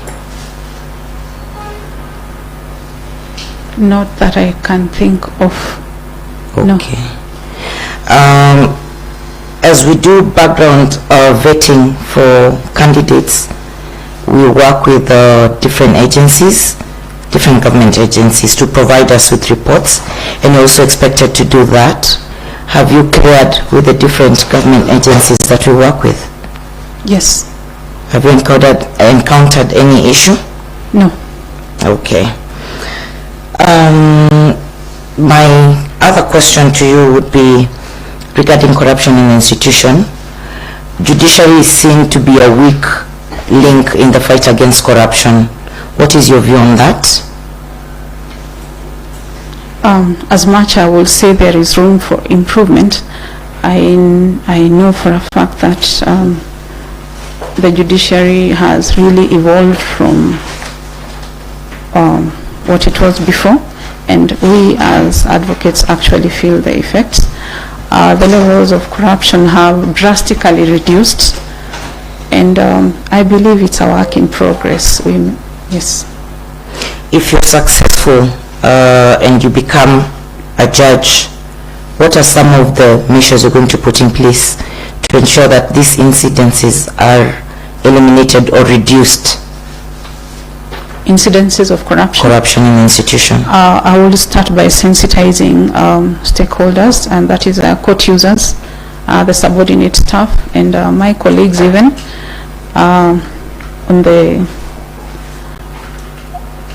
on the vision of the judiciary that it has to, we're undergoing a transformation, and we cannot be accused of corruption anymore. We need to move forward from that. So sensitization is the only way? Any other way? Myself, I would make sure that the system is foolproof, particularly in the station that I'm handling. I will make sure that all the systems are transparent in the way that leaves no room for corruption. How do you do that? I am used to taking charge, at my practice, I am used to taking charge of each and every work that goes on, and I will really supervise in a way that anybody who might be tempted that way feels I am beyond corruption, and I in the hope that that might inspire others to follow. Okay, thank you. My final question, as a leader and as a judge, if you're successful, how are you going to advocate for diversity and inclusivity in the institution? Again, I will use the word sensitization, and by sensitizing the community or even the people around me on the importance of supporting each other regardless of your age, your gender, because I believe that whether man or woman, it is only if we support each other that we can go forward. I also, by encouraging or supporting the weaker members of the society that we are living in. Okay. Yes. Any other? Also information, giving information, really. Why do you think it's important to advocate for diversity and promote diversity and inclusivity? Because I believe that everybody has something to contribute, even the weakest member of our society. Any other reason? And it's also because our constitution, it is my duty under the constitution to uphold diversity. Okay. Yes. Thank you, Honorable CJ, and I wish you all the best. Thank you. Thank you very much, Ms. Joroge, for availing yourself for this interview. I think this brings us to the end of the interview. We will contact you when we complete the exercise. But before we release you, we always give a candidate an opportunity to ask us a question if you have any. Thank you, Honorable Commissioner, Madam CJ. I do not have any question, but I'll take this opportunity to thank you all for having me and engaging with me. And I also wish you the best as you look for the right candidates to clear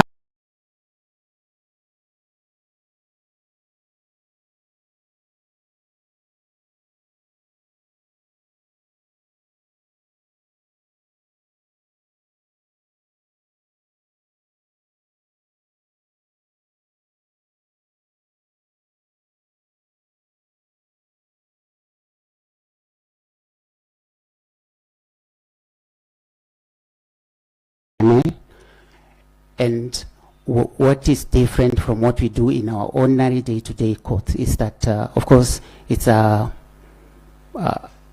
team. We make decisions together.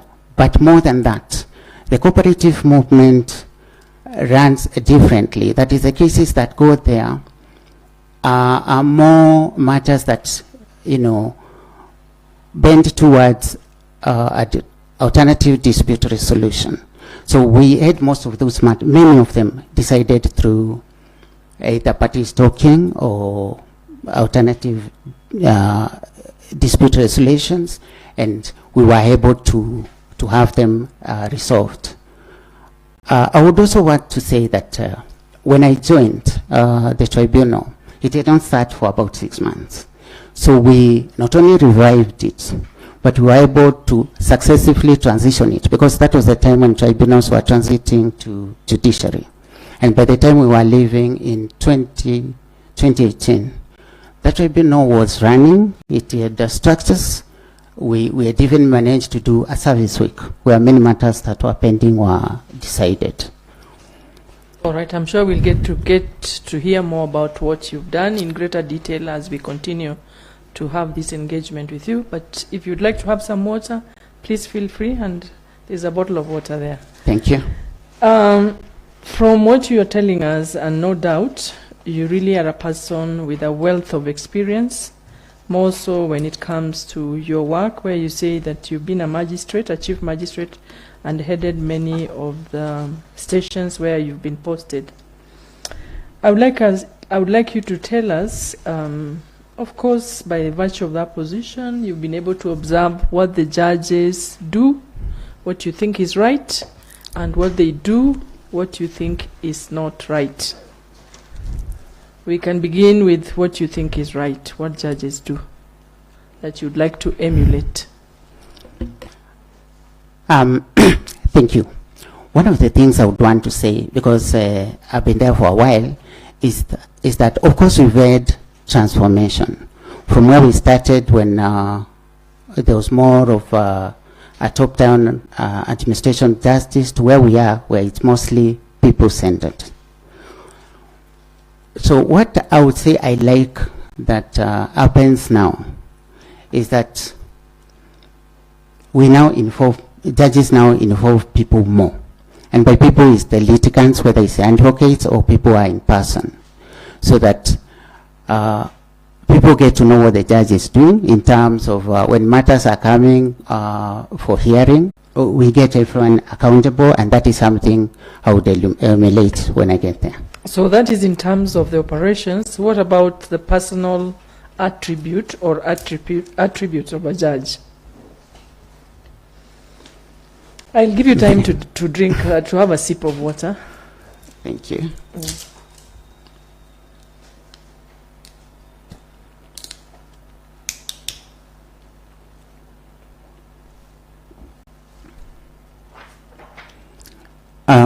Thank you. In terms of personal attributes, the ones I admire are attributes. The ones I admire are the discipline. This role of a judge is one that comes with the restrictions. It's one where one has to decide that this is what I want to do, and therefore you live your life within certain parameters. So there are those judges who I would say I see them carrying themselves with propriety. Everyone will emulate them, will see what they are doing and say, this is what a judge would look like. So that's something I would want to emulate. That even in their personal life, you can say that this is what a judge would want to be. What would you like? What would you not like to emulate? You let shape the opposite of that. That we get into judgeship, and then we can have situations where the life out there, that is the life of the individual, will conflict with what is expected, what people want to see in courts, or what people want to expect is not what they are seeing of the person, maybe in terms of associations, or maybe even comments people make out there, and things like that. Thank you, Honorable Chief Justice. That's all from me. Okay, Honorable Ithuku, just a few questions. Yes. Now, I noticed that you're in private practice for 4 years. Yes. Subsequent to which you transitioned to the judiciary. Now, could you explain to this Honorable Commission what informed that decision of moving from private practice to the judiciary? Thank you, Commissioner. After serving for, that is practicing for 4 years, one of the things I can say, Your Lordship and Commissioners, is the judiciary in 2004 was very different from the judiciary today. And there was quite some frustration in the way things were working, especially when you are an associate and running around and trying to get your things done. And there were things I was seeing, because I could see that the work that magistrates were doing. There were things I truly felt that if I get in here, I can do some of these things and do them better.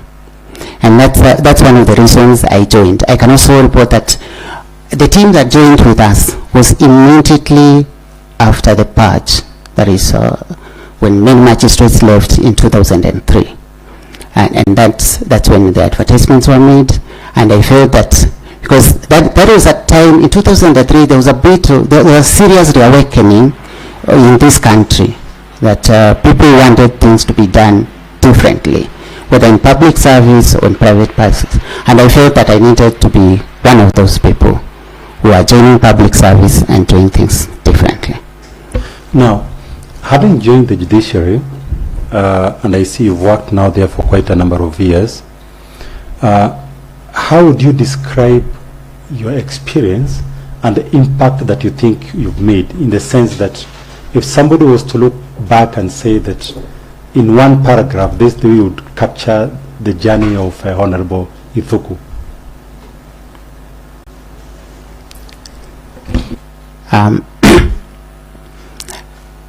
would like to be remembered as someone who had impact in terms of the way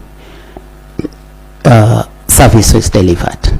Because I think even now, if one looks at my records where I've worked, in all those stations where I've headed, in many of them I would come in where there are sometimes things were not working. There was quite people, the advocates or stakeholders were not reading from the same page with the judiciary.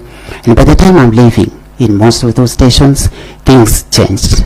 So if from 2004 to when I would leave this institution, one would have to write one sentence. They'll say, this man came and changed things. Now, as I end, you're now seeking to be a judge. Yes. Now, how would you describe the difference between being a judicial officer and a judge? In the sense that if you become a judge, this is how you see your journey moving forward. And in answering that question, would you specifically tell us where would you want to make the greatest impact in terms of, again being remembered the way you've described as a judicial officer your journey, but now transitioning to a judge? Where is it that the impact you'd want to make that the legal profession would feel that indeed Honorable Ituku, now that is a judge, he's on the right path? Thank you. Judge, I was lucky to have served for 2 years as Deputy Registrar in charge of Criminal Division, where I was now the link between judges and courts. One of the challenges we have to date is delay in terms of appeals. And most of the time when we sit, whether it's LMT, CUC or BABENS, the question that comes out, or what is usually pointed out, is non-typing or transmission of those files to the High Court.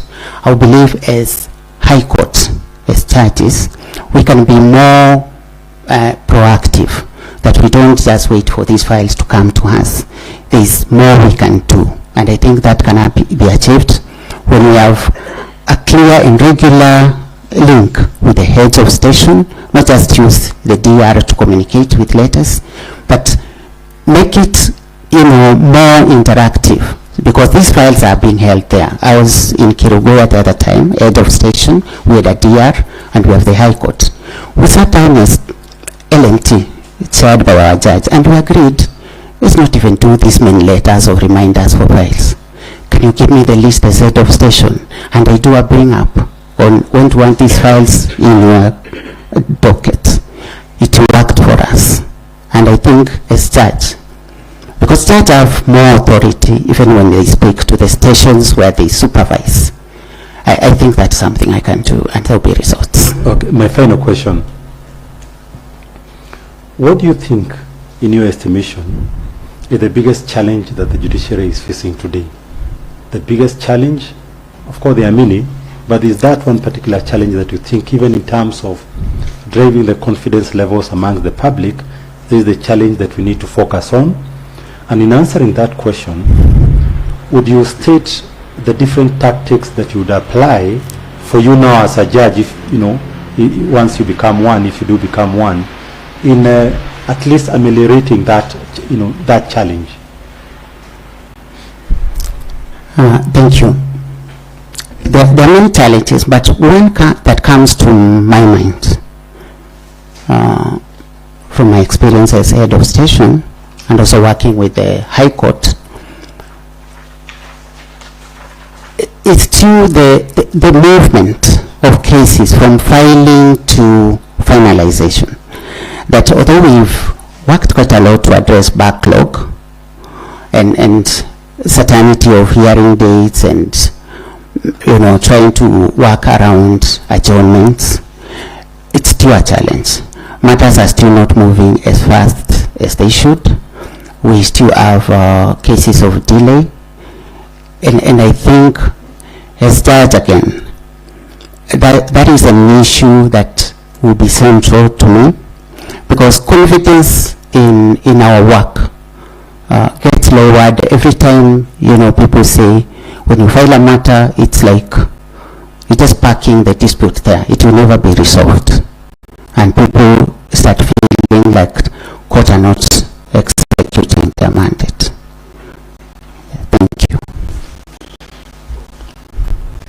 Thank you very much.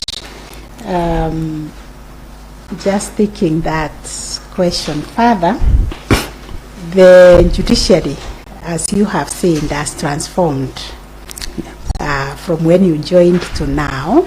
Yes. Part of it being the independence of the judiciary, which is secured under the Constitution in very, very clear terms in black and white. But why are we still challenged about the independence of the judiciary, despite that provision in the Constitution?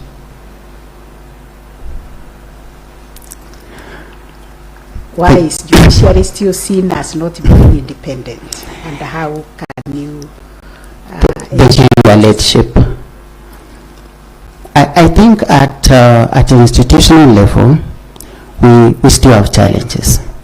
That we say judiciary is independent and should act independently in a manner that is seen by litigants who come to us.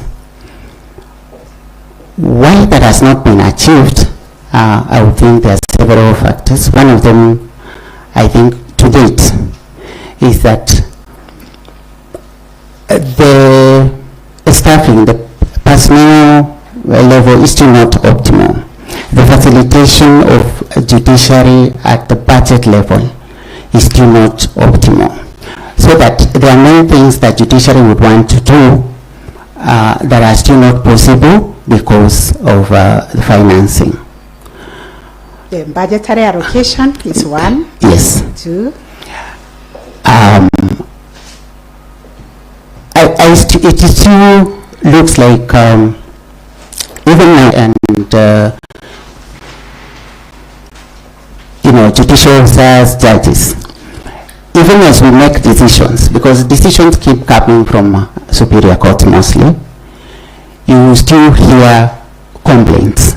So that although we have written it in black and white in our constitution that judiciary shall be independent, it begins to look like it's not something we all accepted as Kenyans. There is an extent, there is an independence that everyone will not swallow. There are still either individuals or institutions or agencies that would want to do what judiciary is doing. So I think there's still that there are no clear-cut boundaries as to where independence reaches, or where other agencies or persons can interfere. Lack of awareness. Yes. In respect of the Constitution by the others. Yes. I can do with that. I will take you to still the Constitution on the enforcement of the Bill of Rights. Just let the commissioners know what kind of orders you can give under Article 22 to enforce the Bill of Rights. Thank you. The High Court can give can make declarations if of infringement or violation of the Constitution, can grant conservatory orders, orders of injunctions. They can give orders of judicial review. There's a list under Article 23 that it's not exhaustive, it says includes those ones. And recently there was a decision that the court can also give appropriate remedy that may not be listed there, including structural interdicts. Okay. You can also issue judicial review. Yes. And an order of compensation. Right. You will be brought applications to declare a statute unconstitutional. What are the guiding principles when you have to declare a statute unconstitutional? The first thing that the court takes note of is that there is presumption of constitutionality. And then having seen that, then you compare that statute, the statute that is being challenged, with the provision, the article of the Constitution that is said to flout, and see what it is that is said to be in contravention of the Constitution.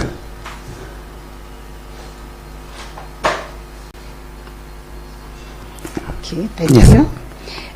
You will also seek to understand what informed that particular statute. Yes, the context and the history, what led to the enactment, which will lead you to know what they had in mind.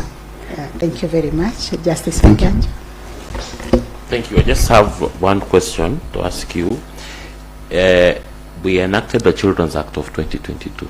Yes. You are aware of it? Yes. Just tell us what new development it made from the previous law. The Children's Act tried in a big way to bring to bring the law in line with the Article 53 of the Constitution. Any specific provisions? Specific provisions? Because that was in terms of the best interest of the child. It looked at adoptions and decided that the way we've been doing them may be harming these children more than benefiting them. So kinship adoption, kinship adoption was brought in. That's number one. It also looked at criminal capability, what we've been saying, taking our children through, the children who are in conflict with the law, and raised it from 8 to 12. Okay. And lastly? Lastly? It expanded the rights of the child. Yes. So thank you very much. Thank you, Commissioner.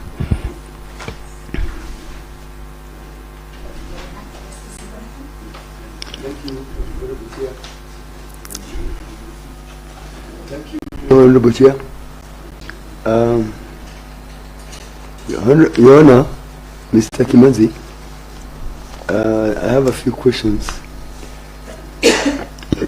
In your CV, you said one of your achievements was to write sound judgment writing. Yes. Yes.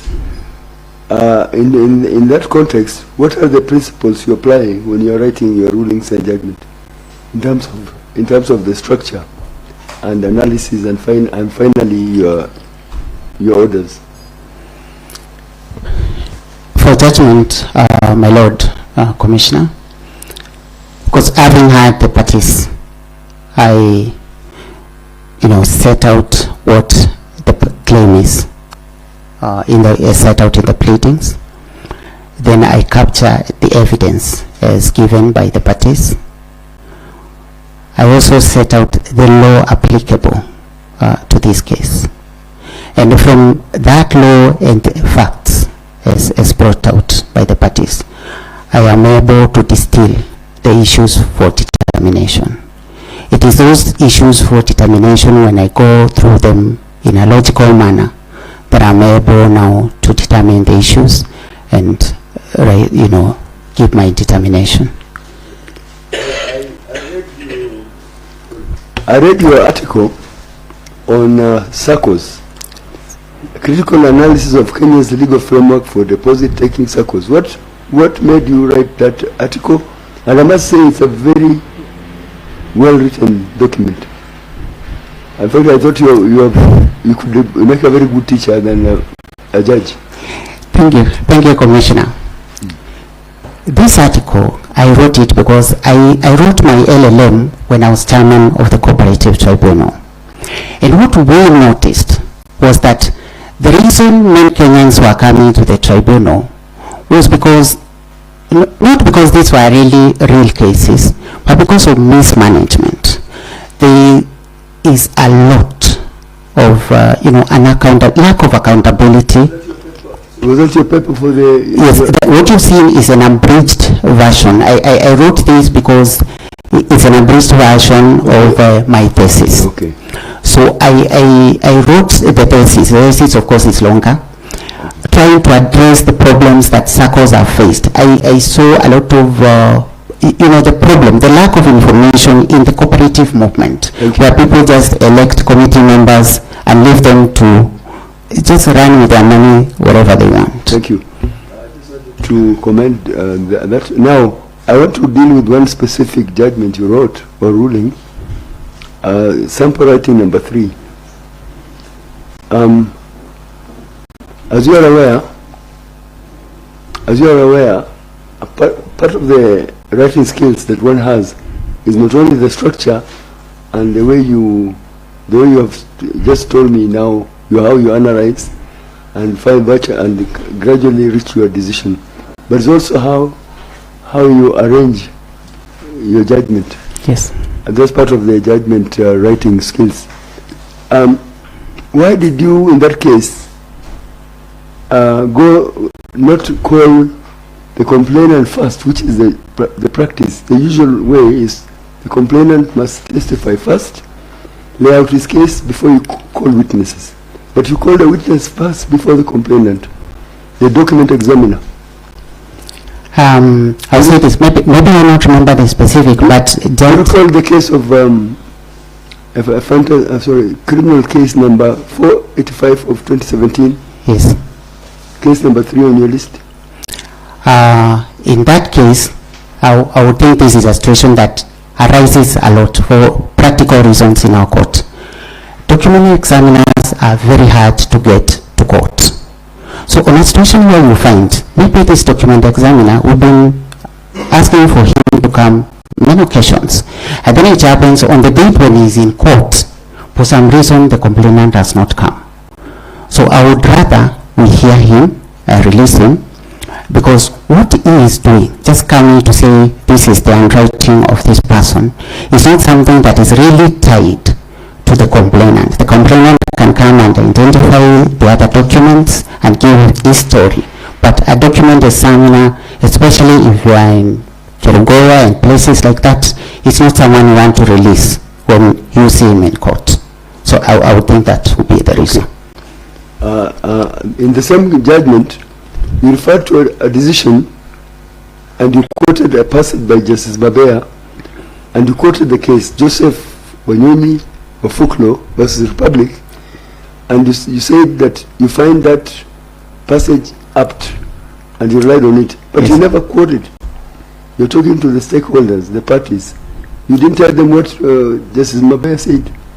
How do you know, how will they know what Mabea said? I think I've paraphrased somewhere where you were saying that the criminal process should not be used to pursue civil debts. I did not reproduce the passage, but I referred to it. Okay. Finally, in the judgment, in your sample writing number 4, you are awarding costs. You are awarding costs, and it is discretion to give cost or to say each party bears their cost. But you use these words. The matter is basically between sister and brother. The second and third defendants got it through the brother. The order that commends itself to me is that each party bears their own cost. Why should an order comment to you? Why not you saying that I think that this is a family matter? I think in those many words, Commissioner, that's all I will say. That it's a matter between a brother and sister, and even that other side, those two others who are in the matter are on side of one of the siblings. Okay. Thank you very much. I wish you the best. Thank you. Thank you, Chair. Good morning once again. Good morning, Commissioner. I also have a few questions for you. What is your approach to deciding cases? Sorry? What is your approach to deciding cases? Um, In terms of philosophy? Oh, sorry. And do you think it's improper to have a judicial philosophy? I think it's proper. It's proper to have a judicial philosophy. And my philosophy is I tend toward the sociological school, and I am pragmatic in the decisions that I make. Although I think in our jurisdiction, our philosophy, the way we decide cases and the way we interpret whether it's the Constitution. I'm asking about you as a person before going to the... Mine is, I try as much as me to look at the law as serving the people and using it for that purpose. So I'm more of a pragmatic jurist. Okay, and do you think it is necessary for people to have their philosophies known as a judge or a judicial officer? I think it is. Why is that? I think because we make decisions that affect either lives, livelihoods, or people's property, and therefore it's important. It's important for one to have, because to have a way of handling things so that it is known, there's no deviation. One day you're doing this, the other one is doing that. There's a bit of predictability in the way you do things. I think that's key. And based on the decision you have shared, can we say you are predictable? I would say so. Okay. Among the decisions you have shared is one on the one Judge Ibrahim mentioned, the land matter between a brother and a sister. That's sample writing number 4, Joyce Wambeti Kiura versus Peter Mugo and 2 others. If you allow me to just summarize, the fact is, the allegation is that the sister bought land from person B and had the land registered in her brother's name, but she retained the title deed. The brother later disposed of the land without her consent or information. The initial purchaser, the initial seller, appeared in court on behalf of the sister and gave evidence to confirm that indeed it is the sister who gave money to him and he sold the land to the sister. However, in your decision, you took note that the land is registered in the brother's name, so the sister did not have any interest, including trust. What are your views on overriding interest to land?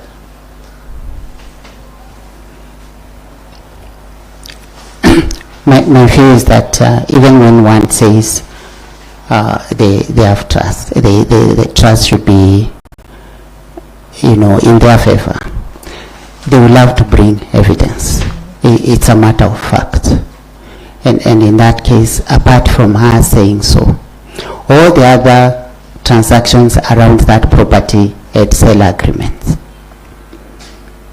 And if there was land moving from the seller to the person who's registered, and one person is saying, I gave money, the other one is saying it was sold to me and I'm registered, that person, there will be a presumption that the person who is registered is the owner. The other one is trying to dislodge that I just want you to explain the overriding interest, why we have overriding interest over land. And I know you have applied to be a High Court judge and not an ELC judge, but some of these issues you might find them in family law, especially on issues around matrimonial property.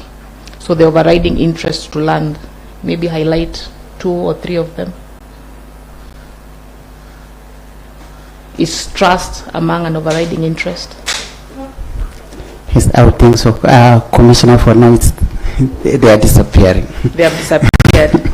So kindly appraise yourself with resulting trust, and there is a Supreme Court decision to that effect. Otherwise, thank you very much. Sorry, you responded to the question by the Chief Justice about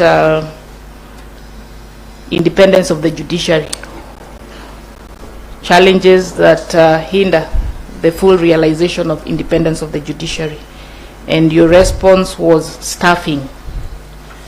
There is a general concern that maybe 20 years ago, 15 years ago, there were fewer Court of Appeal judges, there were fewer High Court judges, there were fewer magistrates, but the judges, the magistrates worked. Now we have the numbers, but the work is not being done. So what would you say with regards to efficiency, accountability, vis-a-vis independence of the judiciary? Of course, independence comes with accountability. People have to be responsible. People have to show what it is that they are doing. And a lot has been done now towards, measuring what everyone is doing. And I think even if there is a feeling that people are not working as hard as they used to work then, I don't think that's factual. One of the things that has happened is many matters have come to our courts. Of course, we can do better.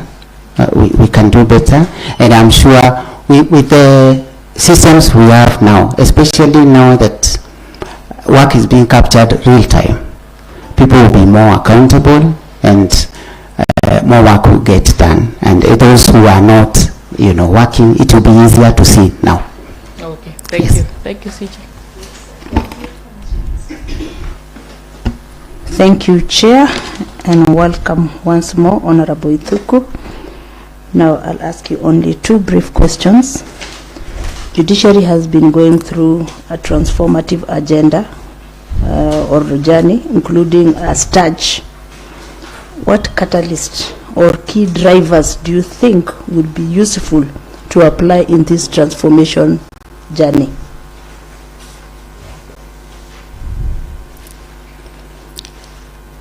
I think especially on stance.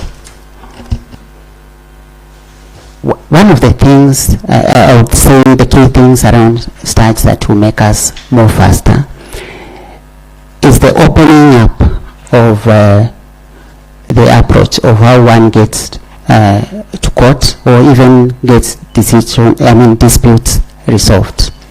Especially when we adopt alternative dispute resolution, when we move many matters to mediation and now to AJS. I think those two, the opening of the means and avenues of getting our disputes resolved will have a big impact in the transformation. Is there any role that ICT can play to expedite the journey? A big role, Commissioner. Like now, seated here, I've been appointed to a committee that is dealing with the Mahakama Popote. And Mahakama Popote is based on technology, where we are moving our cases to other courts. And once announced fully, it will be a big change to the way we are doing our work, and service delivery will really improve, because Mahakama Popote is about access to justice, and those distances can be collapsed. The cost of moving to those courts, or having to move magistrates to where they are now stationed to the stations where work is, that is a big thing, and technology will really help us. Okay, fair enough. Now, how does the judiciary contribute to the national development goals of this country?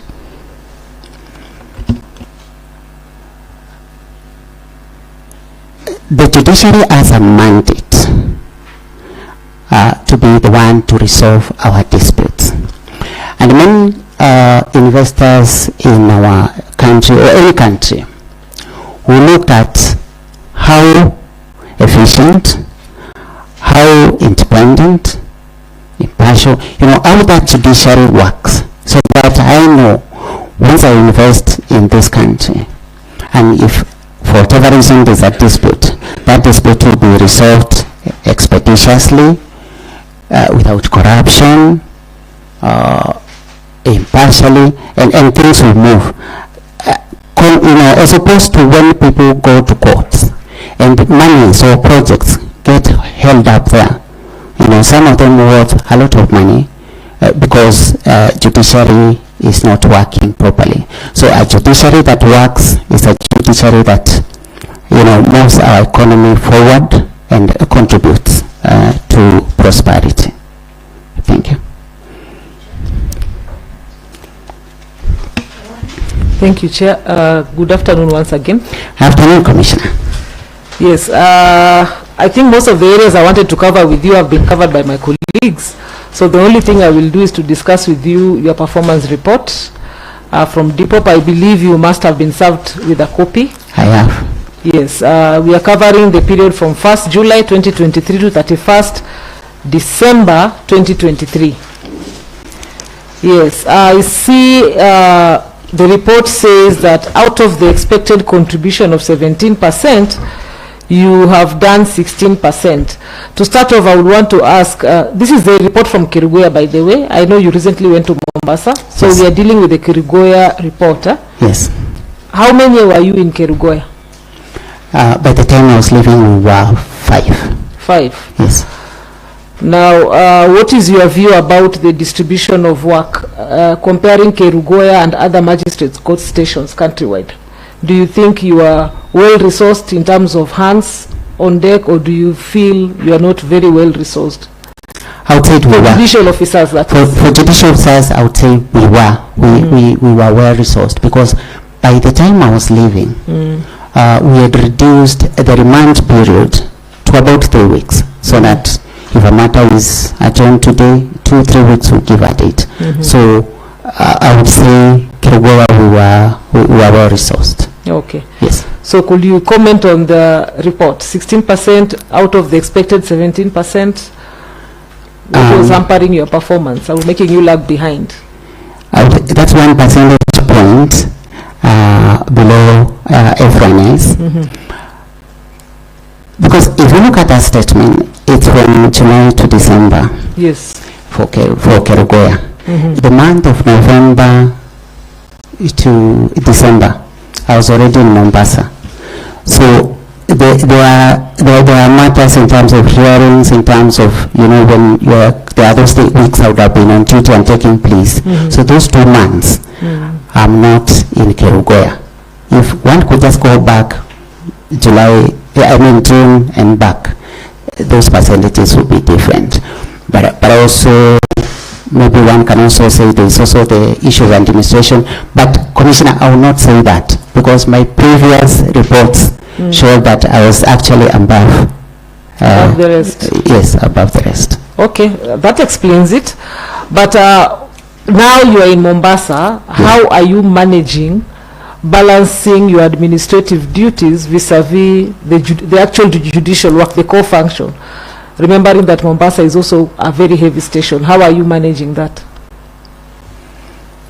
What happened when I went to Mombasa is that I found that they have divisions. There is civil division, there is criminal division. I inherited the docket that was held by my predecessor in the criminal division. We held a meeting with my colleagues in the criminal division, and we agreed that I cannot be taking plea every other time, all the time. So we have a duty roster. So they take a bit of the load off me. And there is also the issue of being the chief magistrate, and I think the one that follows me is SRM. I get to hear the ESCC matters. So we also immediate followers at SRM? No, in the criminal division. Yes. The ranks in the other divisions. we agreed that we can also organize our work in such a way that, because there are matters that will come to me because of jurisdiction, like the ESCC matters, those come to me, those others go to them. But we've organized it in a way that I will not get overloaded. People will not have their matters delayed because of my administrative duties, but they will also pick some weight of me, considering that. Okay. Yes. Okay, thank you very much, and I wish you well. Thank you.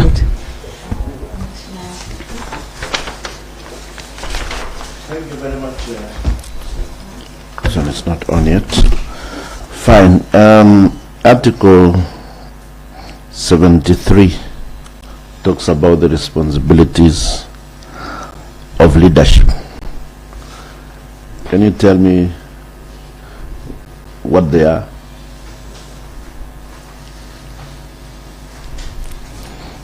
Article 73 of the Constitution.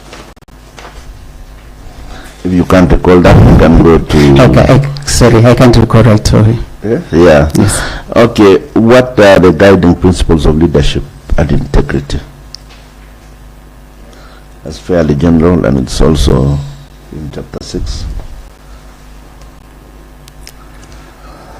You are a leader in your station, isn't it? You Yes. said you are in... Yes. You are head of station? Yes. In Mombasa? Yes. Yes. But you know the guiding principles of leadership and integrity under the Constitution. Commissioner, I know them. But they disappear because you are appearing before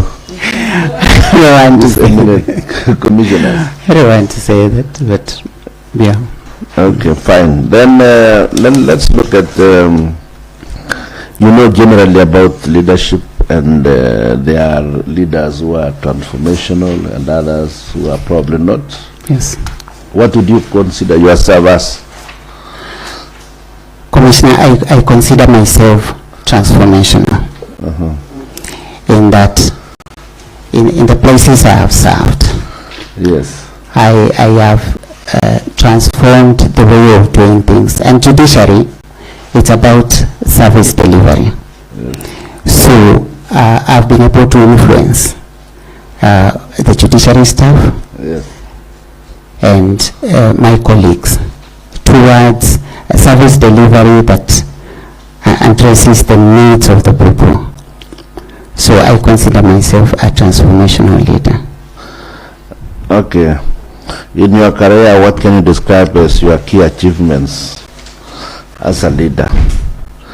You just told us a few minutes ago that you got inspired during the judiciary to do a few things differently. Yes. What are those things you've done that are different from probably what was going on, which you can pride yourself in? Thank you, Commissioner. My first station that I headed was Maralal in Samburu. And I can say one of the things I take pride in about my leadership is Maralal is that when I went there, they had a mobile court in Barago and another one in Wamba. But they would go there a month, they would go there for 6 months. We were able to put structures so that it became predictable. And I would say that is something I've done in all stations where I've headed, where I put structures that are predictable, that are accountable, and anyone coming after me will be able to work around them. I also mentor officers who work under me, and I'm proud to say that there are 3 officers, magistrates who have worked under me, and after that they have become heads of station who have won awards. And I look at them and say, it started with us, and I think they are doing very well. Thank you. Just refresh your mind on those other questions. I will, Commissioner. Thank you. Thank you, Honorable CJ. Honorable Ithuku, maybe you could tell us of a time when your integrity was put to test and perhaps how you went about it, any lessons that you drew from the incident, if any.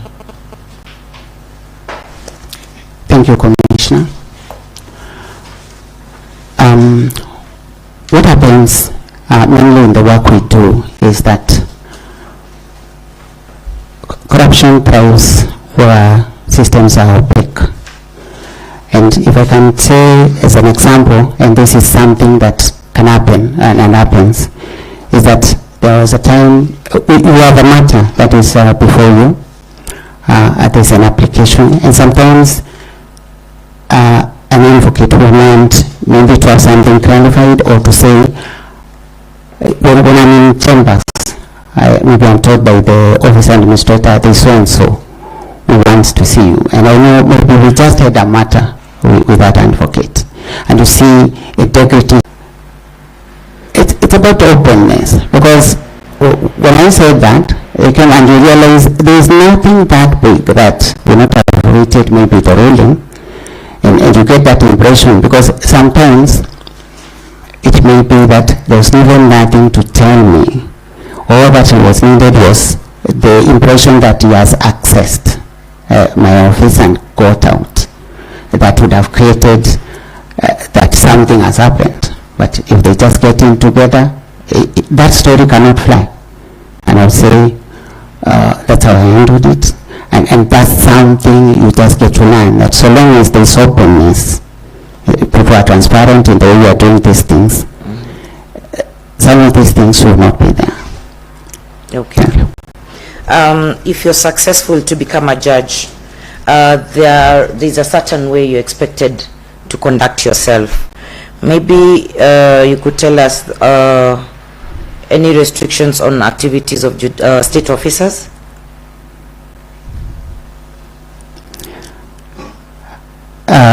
Yes, if I am appointed, because some of the restrictions still apply to me as a judicial officer, is that I cannot be a judge and I'm openly involved in politics, in activities that clearly show that I belong to one side and not the other. So my activities have to be restricted. Even my private life, I will have to handle my private life in a way that does not bring disrepute to the office or make people feel that I could be partial or working with one side and not the other. So you've given us one restriction on political parties and your involvement. Any other? Maybe two? Just two more?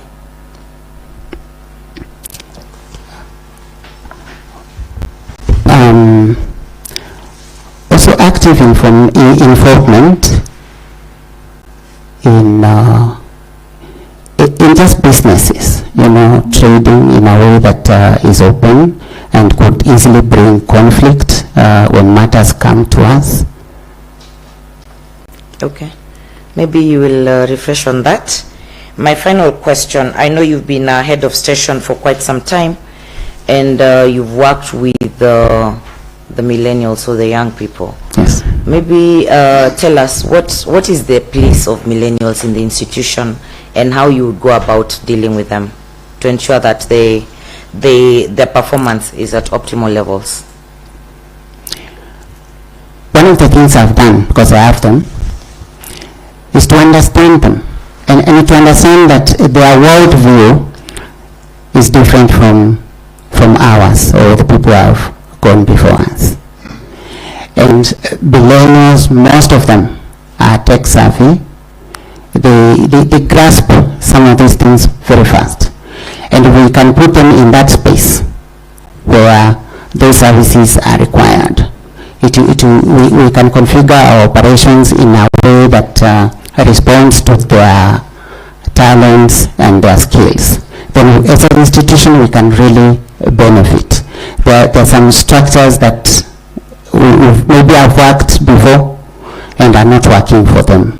So I would say that is we understand them, and we structure the organization in a way that allows them to work especially when you're talking about adopting technology, being more flexible in the way we work, because previously it has to be this, if not this, there is a letter. But you realize that if you are flexible, maybe the production will still be what you wanted, maybe not in the hours you wanted. That's what I would say. All right. Thank you very much, and I wish you the best. Thank you. Yes. Just to conclude on that, how have you used millennials in your court? Mombasa law courts. Yes, how have you used it? This is what we've done. Yeah. In our court, and I think in many courts, we are having a problem with typing of proceedings. And one of the things that we keep complaining about is lack of typists, people who are designated as typists. Most of these millennials who are coming, they can type faster than most of them. So we have agreed with them that you don't have to be designated as typists. Get this file, type it for us, we have it then proofread, and that has turned around our waiting time in terms of, taking files to the High Court. That's what we've done. Well done. This brings us to the end of the interview. Thank you for availing yourself. We will get in touch with you when we complete the process. But before we release you, we always give an opportunity to a candidate to ask us a question, if you have any. Thank you very much, Your Lordship. I don't have a question, but I want to express my gratitude for being invited. Just coming here and having this conversation is enriching and gets sure me to know what is in the judiciary working. It could also be a feedback mechanism for the commission to know what we are doing. And I am grateful and hopeful that I'll be able to satisfy the commission. Thank you very much. Thank you. All the best, and keep up the good work that you're doing to serve the people and find out what is good for the people.